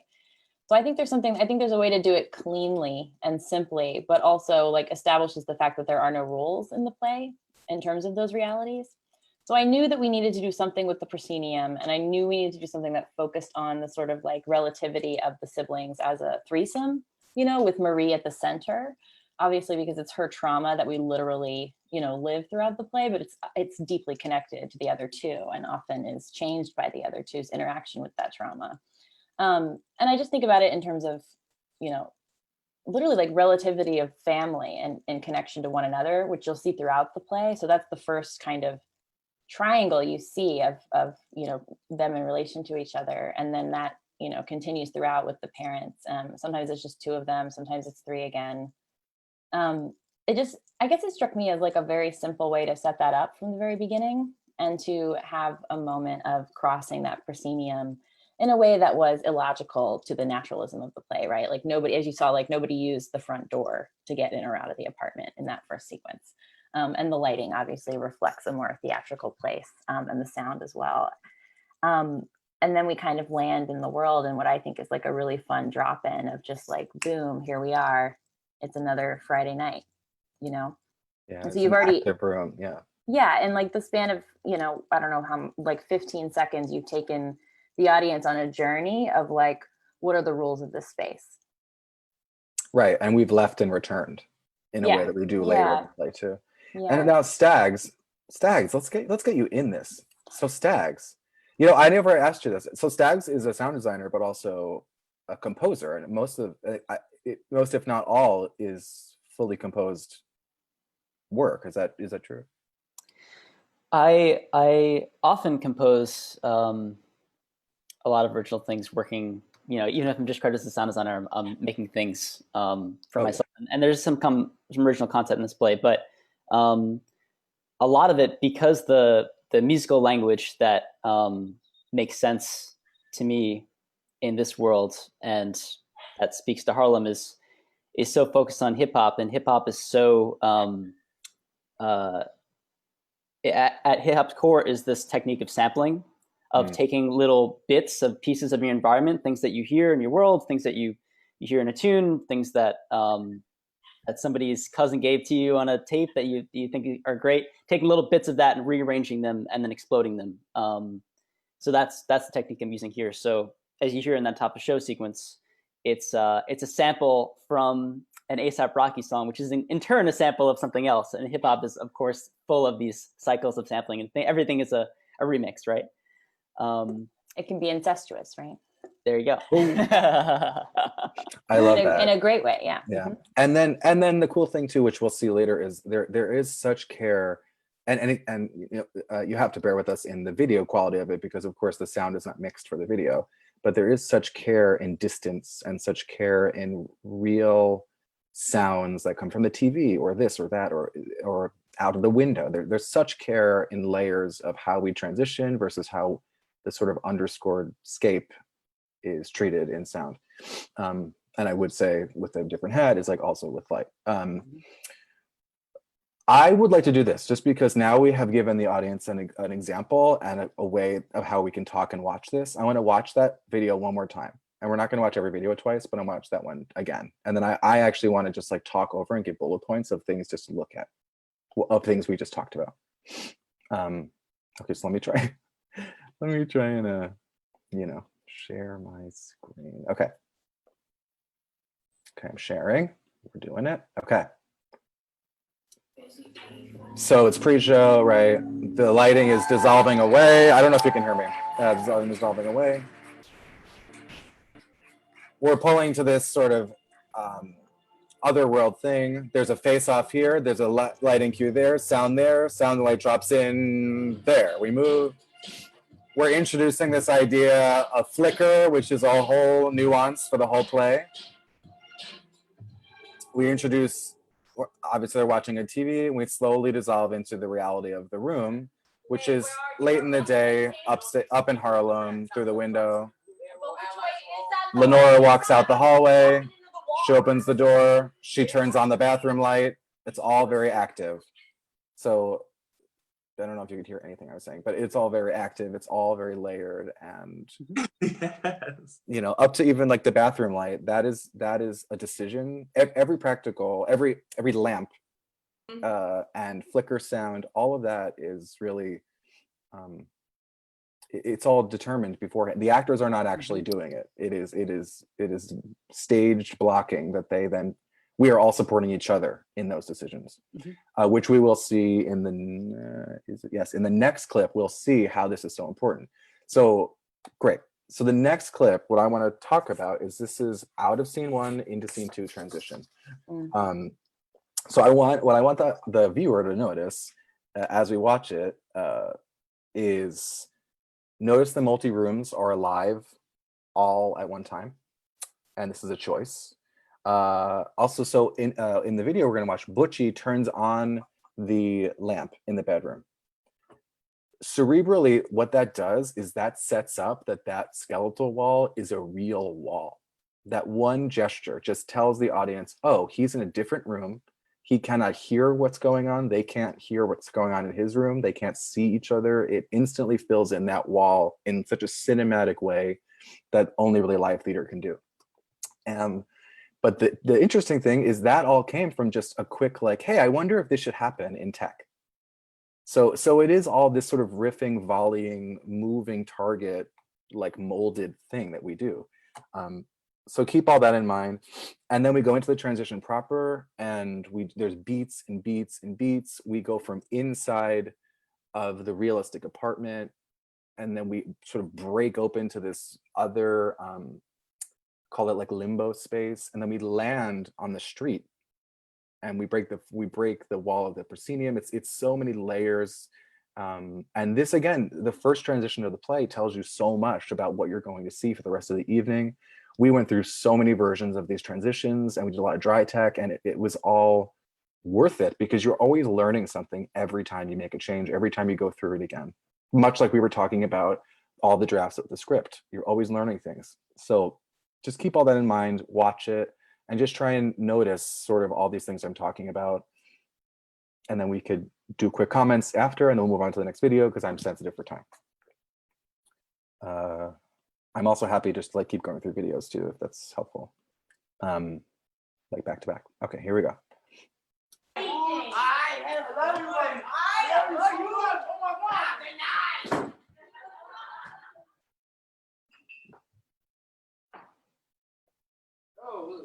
What's good with you? Click. So we pre-gaming? No, I had a long day. I just needed a shot. You needed a shot. What the fuck are you? What you doing with my sister? What? Okay. Yo, it smells in here. Open the window. No, they smoke it out front. I ain't see nobody on the stoop. Well, I smell it. Notice you hear the sound of the street slowly creep in. You hear that?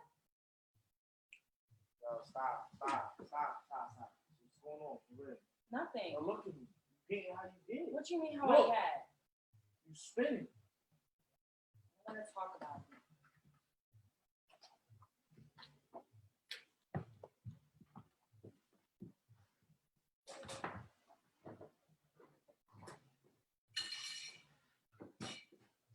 Can we go? All right.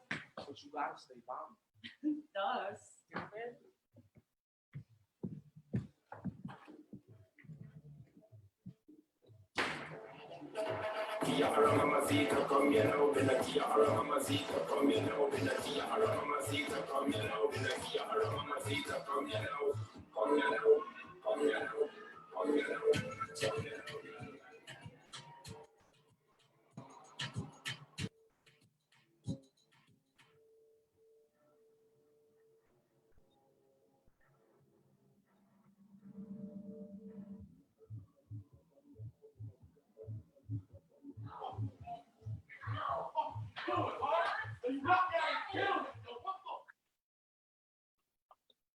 So there's just so many layers. It's this there's so much. Do you guys have any thoughts on that? Want to add anything? I love that you played the top of show twice, and then also seeing this right after. I think it's a great sort of textbook example of the way that we worked in tech, and we established this design vocabulary, right? And then we sort of, the top of day and first day of tech, you don't even know what you're doing. You're throwing things at the wall, and then Yeah, later you always on, redo the first scene. 3 days later, you're like, oh, that's what we were doing, and sort of refined. Yeah. But that top of show we're doing, and you touched on some of this, Zach, but we're establishing so much design wise, right? We have the sort of the emotional tenor of the play that we start with. Our very first image, I think, is like just captures it, that like if we had to, you know, paint a portrait of the play, I think we do it right at the top of the show right there. And I'm introducing this this psychological audio language that's oral language that's the walls vibrating, which we see come later on, and you have the same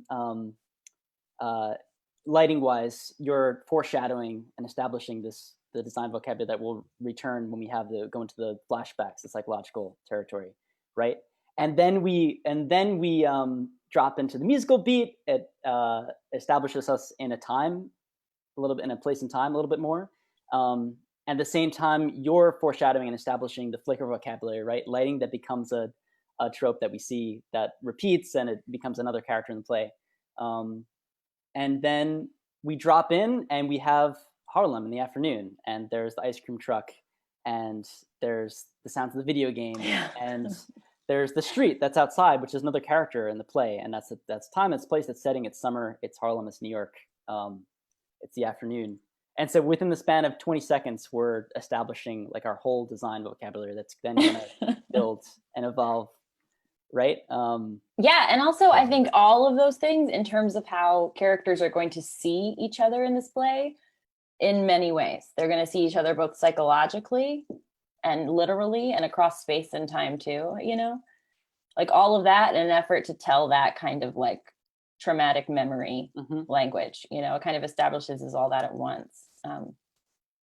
Yeah. Totally. And I love that. These incredible costumes. Yeah, and the costume. Yeah, and we're gonna see some quick change action coming up. Okay, so quickly we'll go out of scene 2 into scene 3 transition, which basically we just landed in the street. We're now going to exit the street. We go back to like a limbo land. And then we do dissolve similarly back into this sort of now interior. It's late night. And at the end of the clip, notice Leon coming in. He turns on the light switch. He's not turning on I mean, he's touching the light switch, but that is a decision, you know, that is a choice. So notice the layers of reality that are so, I don't want to say like sociopathic, but they really are like their choices. It's like, how does this inform? What does it mean? And the audience, they just take it, they washes over them as just layers of realness. And that's true. I feel really great storytelling. It's like you just forget that it's happening in front of you. Just accept that that's true. Oh, and that's what I was. Oh, go ahead, Ren. Oh, go ahead. no, you go. No, you go. I know you love that transition we just watched. It was your favorite. I love that transition. Yeah, I know you do. And I love all of like how well, like all of the elements work together, all your design work. But I just want to speak specifically about you all as a team. Like none of it was passive. Every single element really feels like an active character. It just really feels alive. And I don't know, it just really helped, I think, the audience become a part of it emotionally every step of the way. That's all. Great. Yeah. Well, thank you. Well, and speaking of character, that's what I was going to say about that last one, Zach, is that a lot of times I'm just a director who really loves interstitials. Like they really, you know, get my goat or blow my skirt up or whatever. So I'm always, you know, putting them in, but as long as they're inspired from the text, I find them really useful. But that was a transition where, you know, it wasn't necessarily in the script itself that you were going to see Logan for the first time in that moment. But it worked because we were, I think, inspired from the text to kind of bring him in before the first flashback to establish him, you know, as a person, as an entity in this play. And also using that transition, as you saw, to sort of draw a little connection between him and Butchie, who, context-wise, there's a secret going on in the early part of the play that the youngest brother has started seeing the father again. So it was a way to kind of like have that storytelling on top of, you know, all the kind of like beautiful design elements that went on. And kind of, I think it's almost like you're able to, I think, clarify and further the kind of depth of complexities and themes in the text through interstitials, you know, as long as you make sure that they are inspired by what Ren is doing, you know? Totally. I love that. So I want to do two things. I'm going to stay in screen share just because I'm, again, nervous about time, but we're going to go through all these clips. So we're gonna go to this next clip, which is out of scene 2 into scene 3 transition. So just watch that, watch the lamp, watch Leon. Also, because the keynote toggling is really exciting for me. It's not. The natural sound of that, so good. Yeah, that gate was another character in the play. Yeah. So now we're with him for a second, right? He steps on the ledge, boom, that's the go. Butchie's traveling in, we're transitioning back to reality, we're going to the hallway. While the hallway is building, slowly the apartment is building. Watch him, he turns the light on, but not really, like that was. No, I'm awake. I'm on the bother. Oh, come on, wait on. No, I won't cuddle. Uchi, you asleep?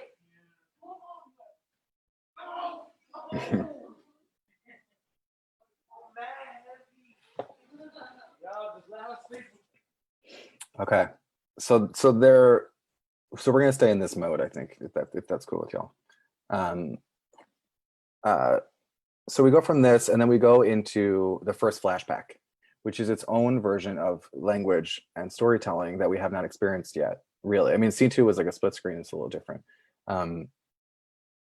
So what we'll watch it and then we'll comment on it, but I want you to notice how the sound sneaks in. Notice how once we land in the flashback, the background lighting is new to the reality, like we haven't seen it before. I noticed the quick change of the costume that allows Lenora to transport backwards. Yeah, is this helpful? Okay. Shut the fuck up, you're staring at me. I swear to God. He left you! He forgot you! Because you did that shit to him! He ain't coming back for you! Just shut the fuck up! Stop! You crazy bitch! You crazy bitch! Get the fuck out of this house. Get the fuck out right now. Go to your boyfriend's house and never come back. We don't need you. Fuck you! Fuck this fucking nightmare! Just stay here, Bucci. Don't fight with her. I won't, okay? She's yelling just like she used to with Dad. I hate how nasty her voice gets. I hate it. I hate it.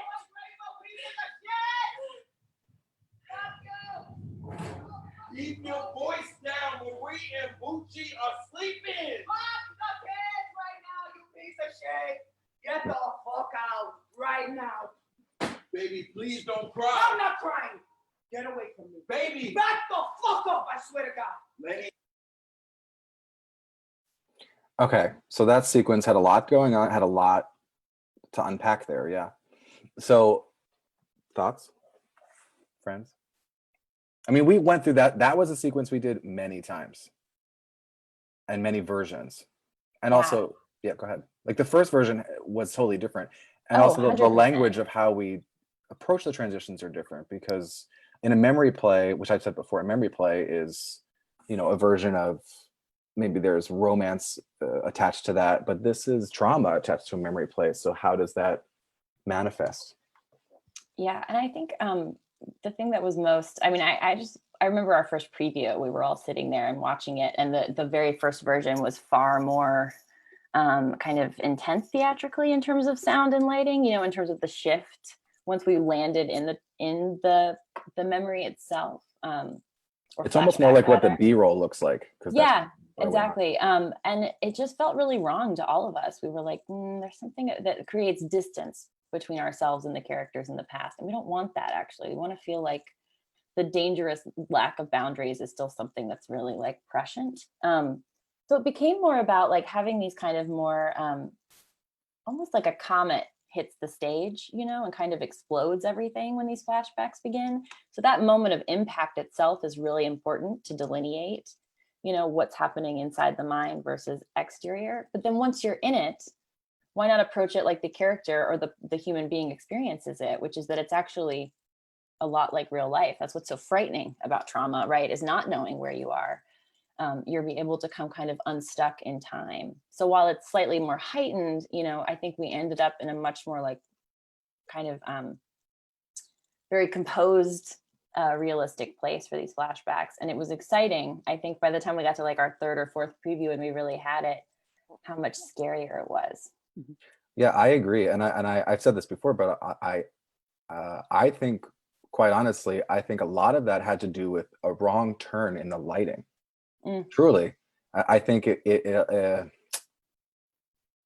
until we turned again, that's almost like, again, like what you're saying about the original draft. Like you have to go back, like what is it about? You know, what is the right thing? And until sort of I was seeing what you were seeing in that regard, I realized once we went to this more real place, it allowed for Logan to actually live in that apartment, that for the audience to take in the idea that he actually lived there, that he's not a ghost, like that these things really happened. So I think that's totally right. And it's, you know, it's a journey to get there, and it's about trust and collaboration and your teammates and your family mates that, you know, there's a process. Stags? Yeah, it's the and it was the same, you know, it's not just lighting, it was the same. I think we were both going. Yeah, I mean the sound was terrible, so yeah, I exactly. want to call you out on it. It's going to a big place, and a discovery that we made in the room is, well, I was doing I had these 3 microphones hidden around the set, and I was doing a little bit of live processing on the actors' voices, so that when we dip into these flashbacks, these memory zones, we hear their voices heightened. There's an echo, there's a reverberation effect that's, you know, it sounds like they're in a different space. And it's a fun effect to throw on, you know, throw up there, and it's a neat trick. And but we tried just living in that affected, heightened place for these flashback things, for these moments that one of which you just saw. And to me, it's just it's a useful sonic sort of signifier of getting into that space, but then it gets in the way. And we want to not only understand the text, but feel the text hit us in a realistic way. And I think it's more affecting and scarier if we receive the scene in a more real place than if it's just in this heightened place. So the discovery made in tech was, okay, the edges of the scene, getting into this this memory, this flashback, it's useful to have these signifiers of my reality is shifting. I'm going to this heightened place, but it's more affecting if once we arrive there, if it feels more like real life, like a real memory. Yeah. Also, another thing that you see in this sequence is one of the first conversations Jenna and I had was just how to represent mental affliction in a responsible way, in a way that feels authentic and not exploitative, and a way that feels real, without going into spooky town, I call it. Spooky town, yes. And something that Jenna introduced was this idea of sonic triggers, and these things that triggers in your world that can set you off and lead you down a path. And that's where that idea of this door slamming trigger to the start of this came from. And I think it comes right from the text, because Ren has these gorgeous stage directions talking about how the walls of the space are violent, are dangerous to the inhabitants of it, to Marie in particular, and how they're vibrating, and how it's a dangerous place to live. And so that idea of the door slamming into the wall, that causing that vibration, which was such an honest way to like enter into it, right? Because it felt like, well, what is it for Marie, right, in this moment, other than what's behind the memories that are triggering her? Like, what are the actual sonic, tactile, visual things that go into spiraling, you know, in that way? And that was something that was just boom. And it's also punctuated, and punctuation can be so important in the math of design, you know?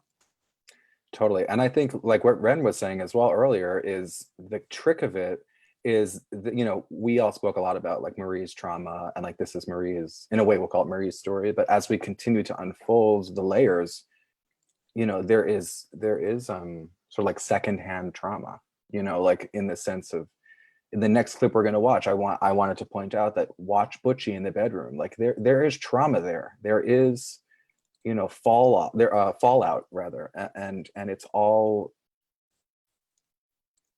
a family dynamic, I mean, no one's family It's contagious, perfect, but right? it's contagious. Mhm. Right. So if you watch, you see in Mateo's acting that he is in a different room, but he's experiencing the same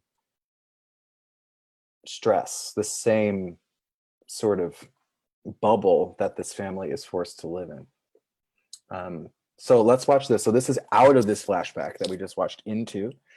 I wanted to say, notice Butchie in the bedroom, his own version of the flashback. He's living his own version, which everyone has their own version of trauma and of history in the past, and everyone, and also notice visually and orally, when Logan leaves, the background, which we established into the transition, the background becomes this colored field type idea that almost gives another layer of the set, which allows it to really show its skeletal nature that we're sort of, in these flashbacks, we're getting into it. You can't really hide anywhere because it's all exposed. That's what the flashbacks are really intending for, as far as visually, and I think orally and directorially and writing wise and all the things, but I wanted to say, just watch how the kitchen and the bedroom recede back into this reality space that is more like black is a color versus it being a color, makes any sense? A saturated color, rather. Okay, hold on, I'm sharing. It's happening. It's all happening. Okay. Lord. Okay. So there's a scene that happens in between this, obviously, these two clips, but this is sort of where we land. I'll never give up on my kids. Oh, so you didn't try to kill yourself? Lenny, don't. She should have let you do it. What? I wish she never stopped you when you try to cut your wrist. You're sick and you know it. I'll never let you have to.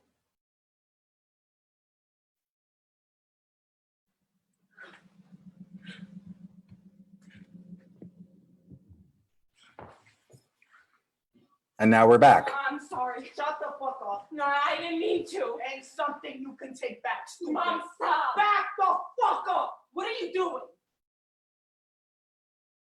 You're sick. Mom, where are you going?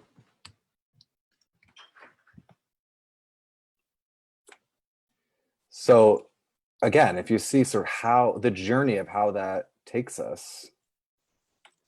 Yeah, and it's something that I think was interesting to get as it evolved throughout the play. Marie herself is unfortunately getting worse in her mental injury as the play goes. And so it's something that we were able to also build upon as we went too, not only establishing a vocabulary, but a vocabulary that could evolve with the character, which I think you see in Act 2 in exciting ways. Yes. And so the next clip, we'll just jump right into the next clip, which is top of Act 2. Things to know are just there's a split screen. Also notice the look harkens back to the top of Act 1 when the siblings look. Jenna, I know how to if you want to quickly talk on that, is that the mother has it's all replaced and sort of the same sort of lookout. Mm-hmm. And then just notice after that we dissolve into this new day. Top of Act 2 has a different feeling than Act 1 as far as perhaps there's more hope, there's time passing. All of that is also supported in the design. So that's something just to look at. While I pull it up, if you wanted to talk about the look, you can. Oh, sure. Yeah. I think, we knew that Lenora wouldn't be coming back until the end of the second act. So much like with the father in Act 1 and wanting to kind of establish that, his personhood, we also wanted to have Lenora kind of in the back of our minds for Act 2, because she won't arrive until the end. But also like the relativity, her relationship to Marie has altered. In some ways, it's stepped through our proscenium wall. The mother is now in the outside world. She is no longer in the inside. For me, it involves the two of them, as you'll see, but for me, it's always a triangle. Just usually the apartment is the third point in the triangle. And kind of, I think the shared look between them, it's almost like a passing of a very traumatic torch, because Marie herself is kind of, more formally taken on the role of mother in the household for Act 2 as well. Great. That's great. So let's watch it.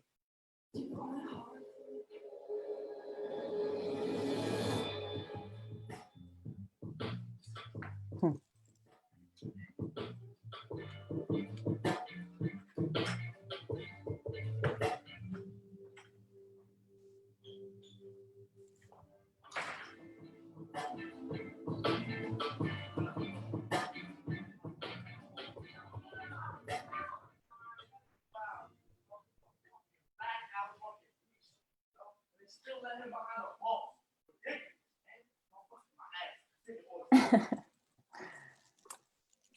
So you see all, all those layers and all that sort of stuff. Thoughts, comments? Should we move on, friends? Do you have any closing thoughts about that?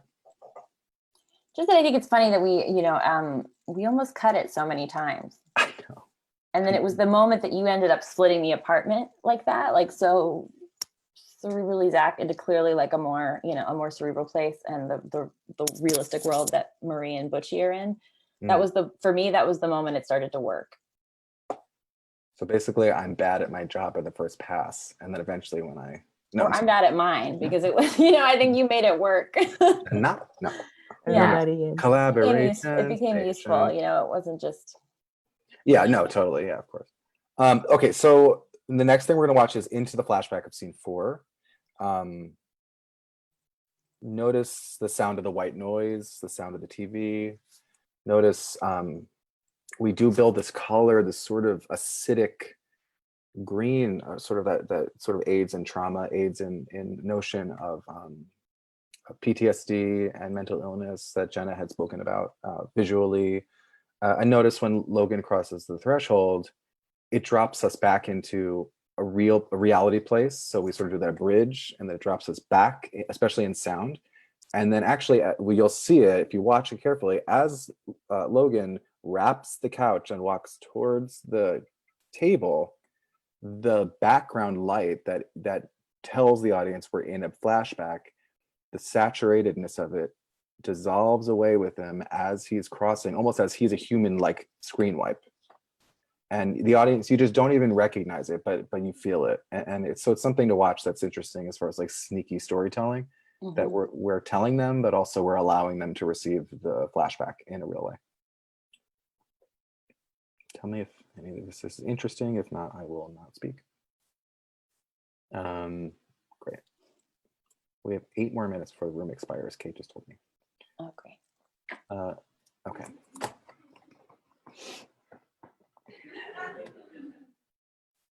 I would say watch how the apartment, like the set itself, is able to evolve into the cerebral moments and out of them. And the way the costumes do as well.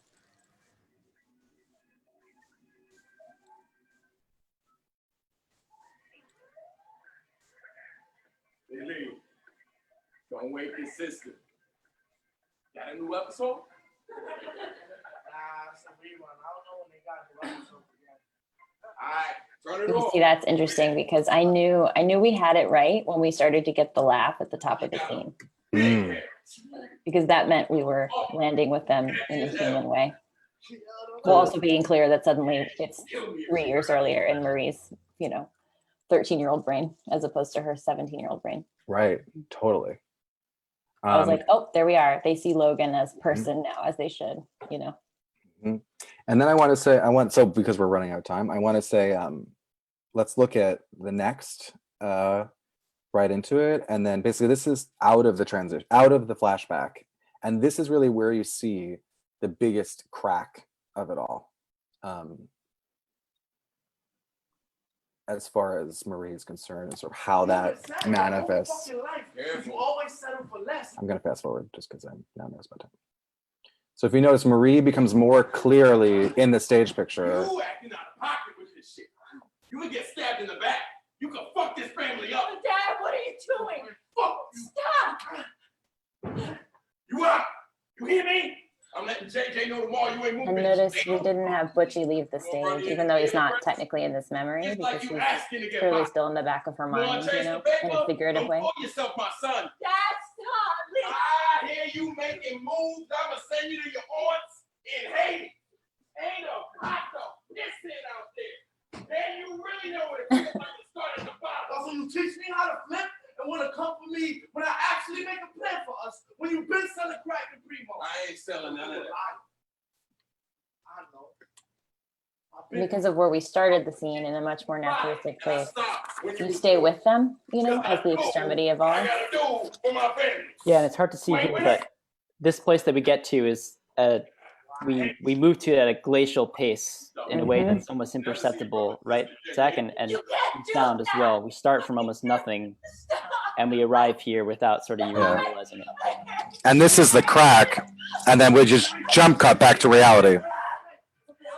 Boom. As if we never left. It was all in her mind.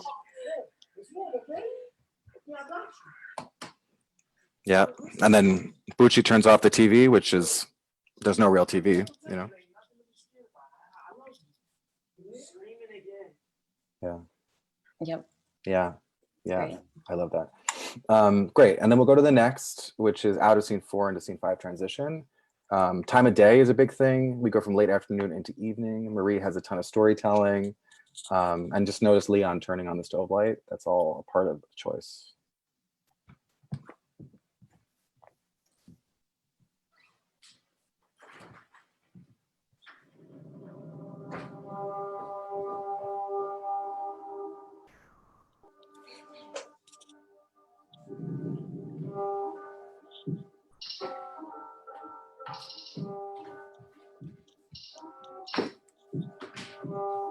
Lots of red in this play, in like very particular places, you know.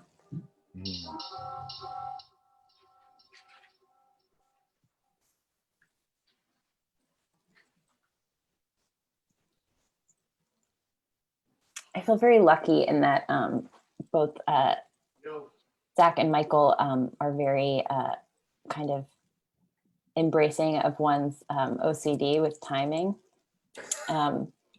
It's something I obsess over and really enjoy. And I love, as you saw, like they're able to sort of translate how hyper-specific I can get into what it should actually be. Like, you know, Zach, I think they're not afraid to give me numbers and I can give them feedback, and then they can translate it, if that makes sense. Like I'll often say to Zach, like, how, you know, what was the count on that? And he'll say it was, you know, 7. And I'll say, can it be 5.6? And then whether or not it's actually 5.6 is beside the point, but he knows what I want and can sort of translate it accordingly. Yeah, because it's all just ways to communicate ideas. Yeah, and I'm very mathematical, you know? Yeah. This was a interesting transition just from a sound design technical challenge too, because we wanted her to, we have this music that is introduced, and we wanted her to land on beat.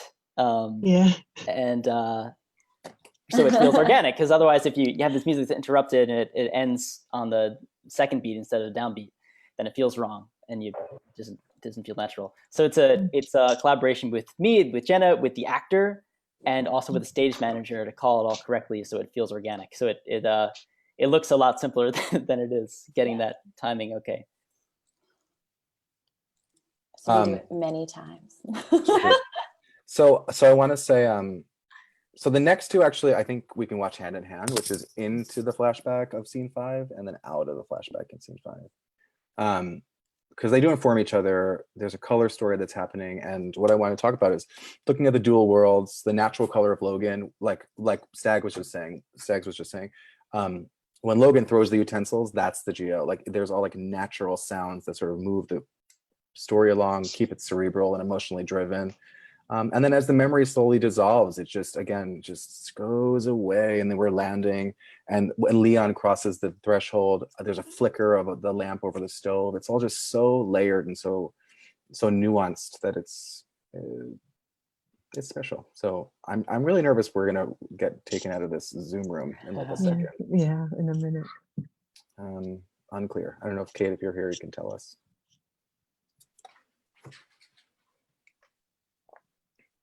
So there was a flicker there that sort of started the There's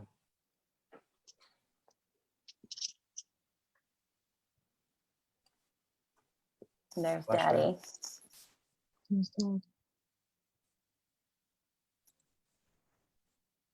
So again, we bring in that sort of cerebral trauma color. Mm-hmm. And then walks through the wall. That's the utensils. Now we get the saturated thing. Got no idea what it takes. Dad, are you okay? The sound is increasing. Yes, sweet pea. You the only one home? Your voice sounds funny. It's shaky. Yeah. Sweet beat. We went through a lot of different versions of this, but the one that ended up feeling most right was that Marie sort of tried to remain in her own reality as long as possible. So you'll notice the actress is still trying to pay bills in the present while reliving the past. Great. And then we'll go out of it.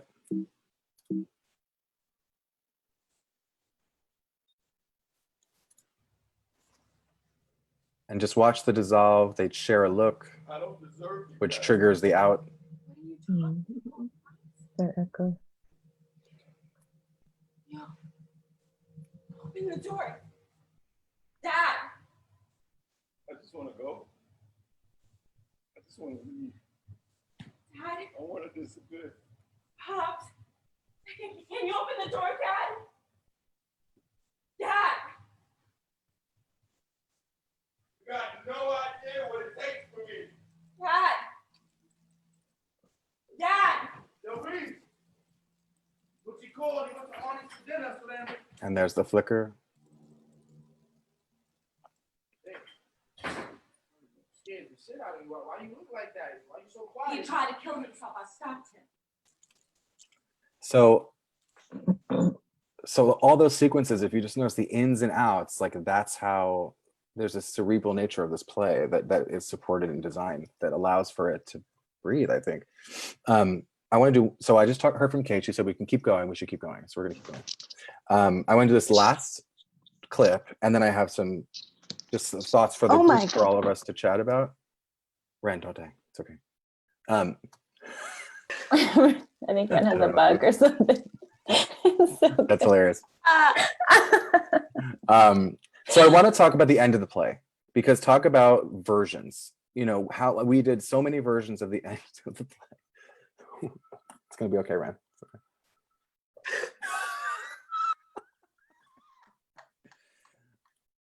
I just want you all to know that's the same face she makes in rehearsal when she doesn't feel like they're getting the scene right. Yeah, it's her tell. So the thing to look it's really subtle. Wait, okay, I'm wrangling us.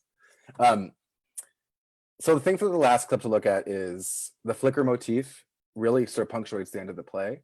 And in the script, the directive of the script is, you know,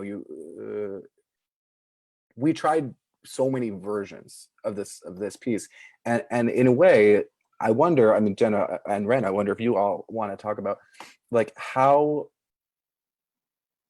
what were your initial feelings? How did we get there? Because we really did do like 6 versions, very different versions, and the last version seemed to be the version that really sort of gave us the overall feeling of how the play should and could end, as well as also the interesting thing is we did that in dry tech on the last session of dry tech in like 5 minutes. We're like, this is just what it should be. And so it takes such a journey to get somewhere that just feels like, oh, it always was that.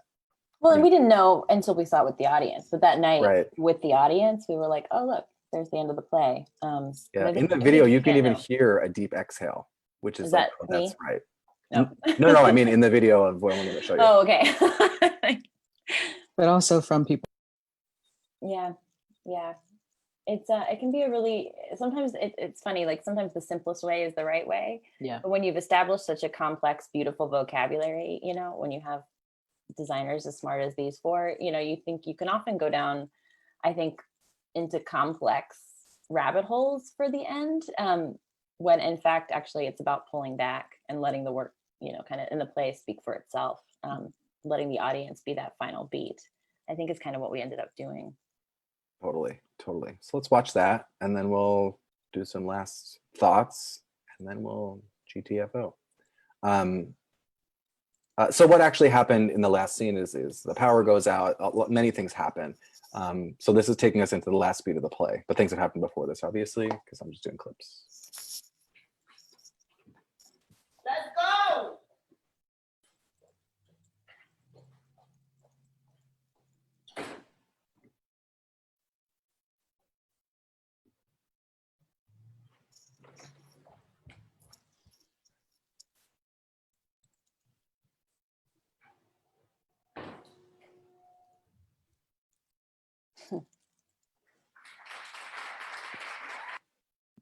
So yeah, I mean, that's how the play ended, which felt so right. Right. There was a version where we did a huge sunrise. There was a version where we did.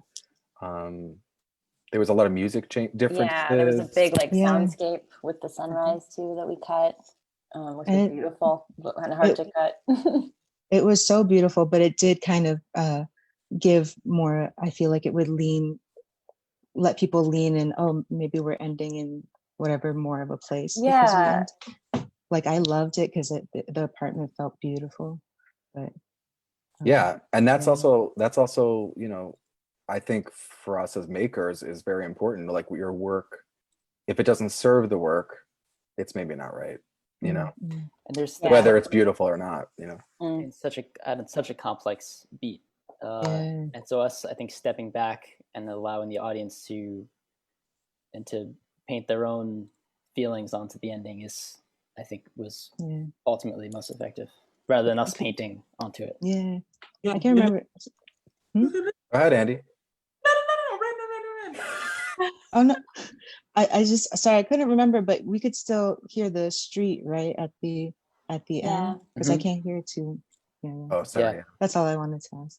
Yeah, you could hear the street, and then I believe it was sound-wise, like what the flicker really just cut us. Just cut us off. Yeah. Yep. Which was like, oh right, that's the play. You know, like because we're still living. Yeah. It's a character. The flicker itself is like a character. It's very Andy, what were you gonna say, Andy? Yeah. There's something like so powerful and symbolic too. Like when I think about like the overall piece, right? About how what we're doing really is like uplifting and like really shining a light on the families in the margins. And that like when we really end and like kind of punctuate to this final moment, she kind of stands there, she shuts the door and she leaves. And it's like, we see her, right? Even though we may not see her in the street, like literally this character could be in our lives, but that I've been able to like light for this, you know, 90 minutes but we've been able to give them light. So for me, that was really powerful when we got to that moment in the piece. Beautifully put. Yeah, we put a little light in the hallway, right? Yeah. In a bigger way, we put a light in the hallway. Yeah. And I felt that. I feel like we all felt that from the audience. That collective breath at the end was like, yeah, you know, like. Well, really, it's all about the sconce. Angelica ordered me that sconce, and I was like, "That is the sconce." It is the sconcelings. Thank F. Well, and it, you know, the very first flicker within the play proper, other than the opening moment, is actually that hallway. It's a really subtle moment in the first scene, which we didn't see in this.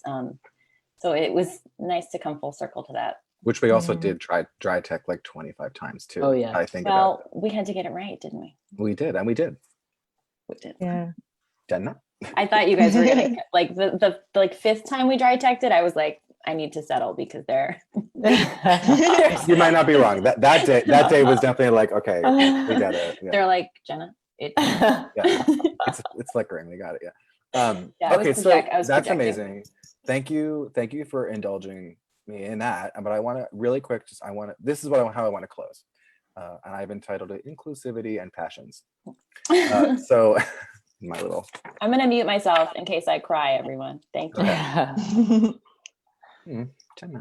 So this piece resonates, right, with so many different types of people, from so many different walks of life, which is a true testament to an unapologetic approach to creating such a thought-provoking piece. I felt like that student matinee was a real litmus test. We had a student matinee and they were with us and they had such great questions and they were so into it. The community conversations after every performance was amazing. It's just so rewarding to be a part of such a piece that seems to be so important in the narrative of humanity. So I just want to say that. Also, friends of mine were able to like see it and said it was cathartic and truly was a healing experience for them, because they saw bits and pieces of their childhood, you know, unresolved trauma everyone has, to be spoken in a way with such great care and safety and like they never experienced before. So I'm curious, you know, what do you say to that, and how has that compounded in the upset that is the halt of momentum due to COVID?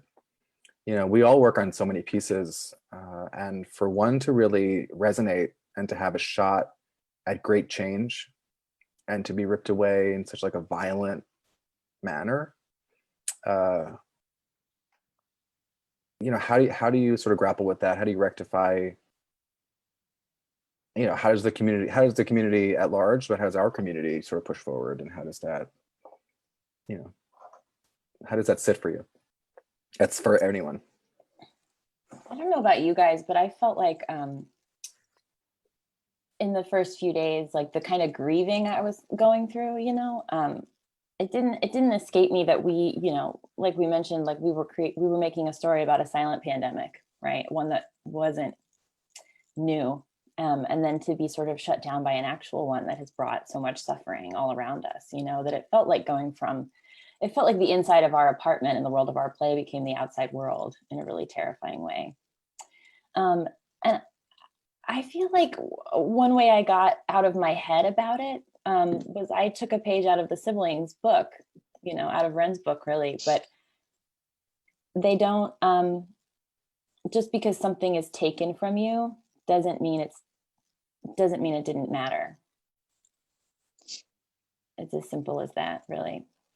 That's what these people believe. I think it's part of what gets them through, part of what makes them superheroes in an unforgiving world. You know, they're able to find love and be there for each other. And I think that's because they refuse to let things not matter, you know? That's all. I love that. Anyone else? I'm trying to talk but not cry. Right. I'm actually most moved because of you all. Like, the loss of it was mainly for the design, because like it's my play, I can do it again. You know what I mean? And actors do it every time different, but like the design, how much time y'all spent, I feel like after hours to get it. Sorry.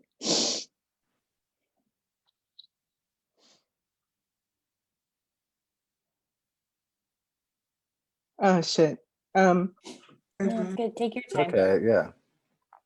I mean, similar to like with the play, you're not used to that much care. I mean, you want it and you give it, so you hope people will be that way, but you're ready to like give over 100% to like compensate. Most of the time, I feel like, I mean, for me, you're ready to do that with this one, with this production. I didn't have to do that at all because you all were ready to spill over and give over 100%. Like that's the kind of people y'all are. So like, I think the biggest thing, the way I've been trying to deal with this, with that feeling, because I am someone who kind of doesn't dwell on how I'm feeling about shit. Like I just keep it pushing.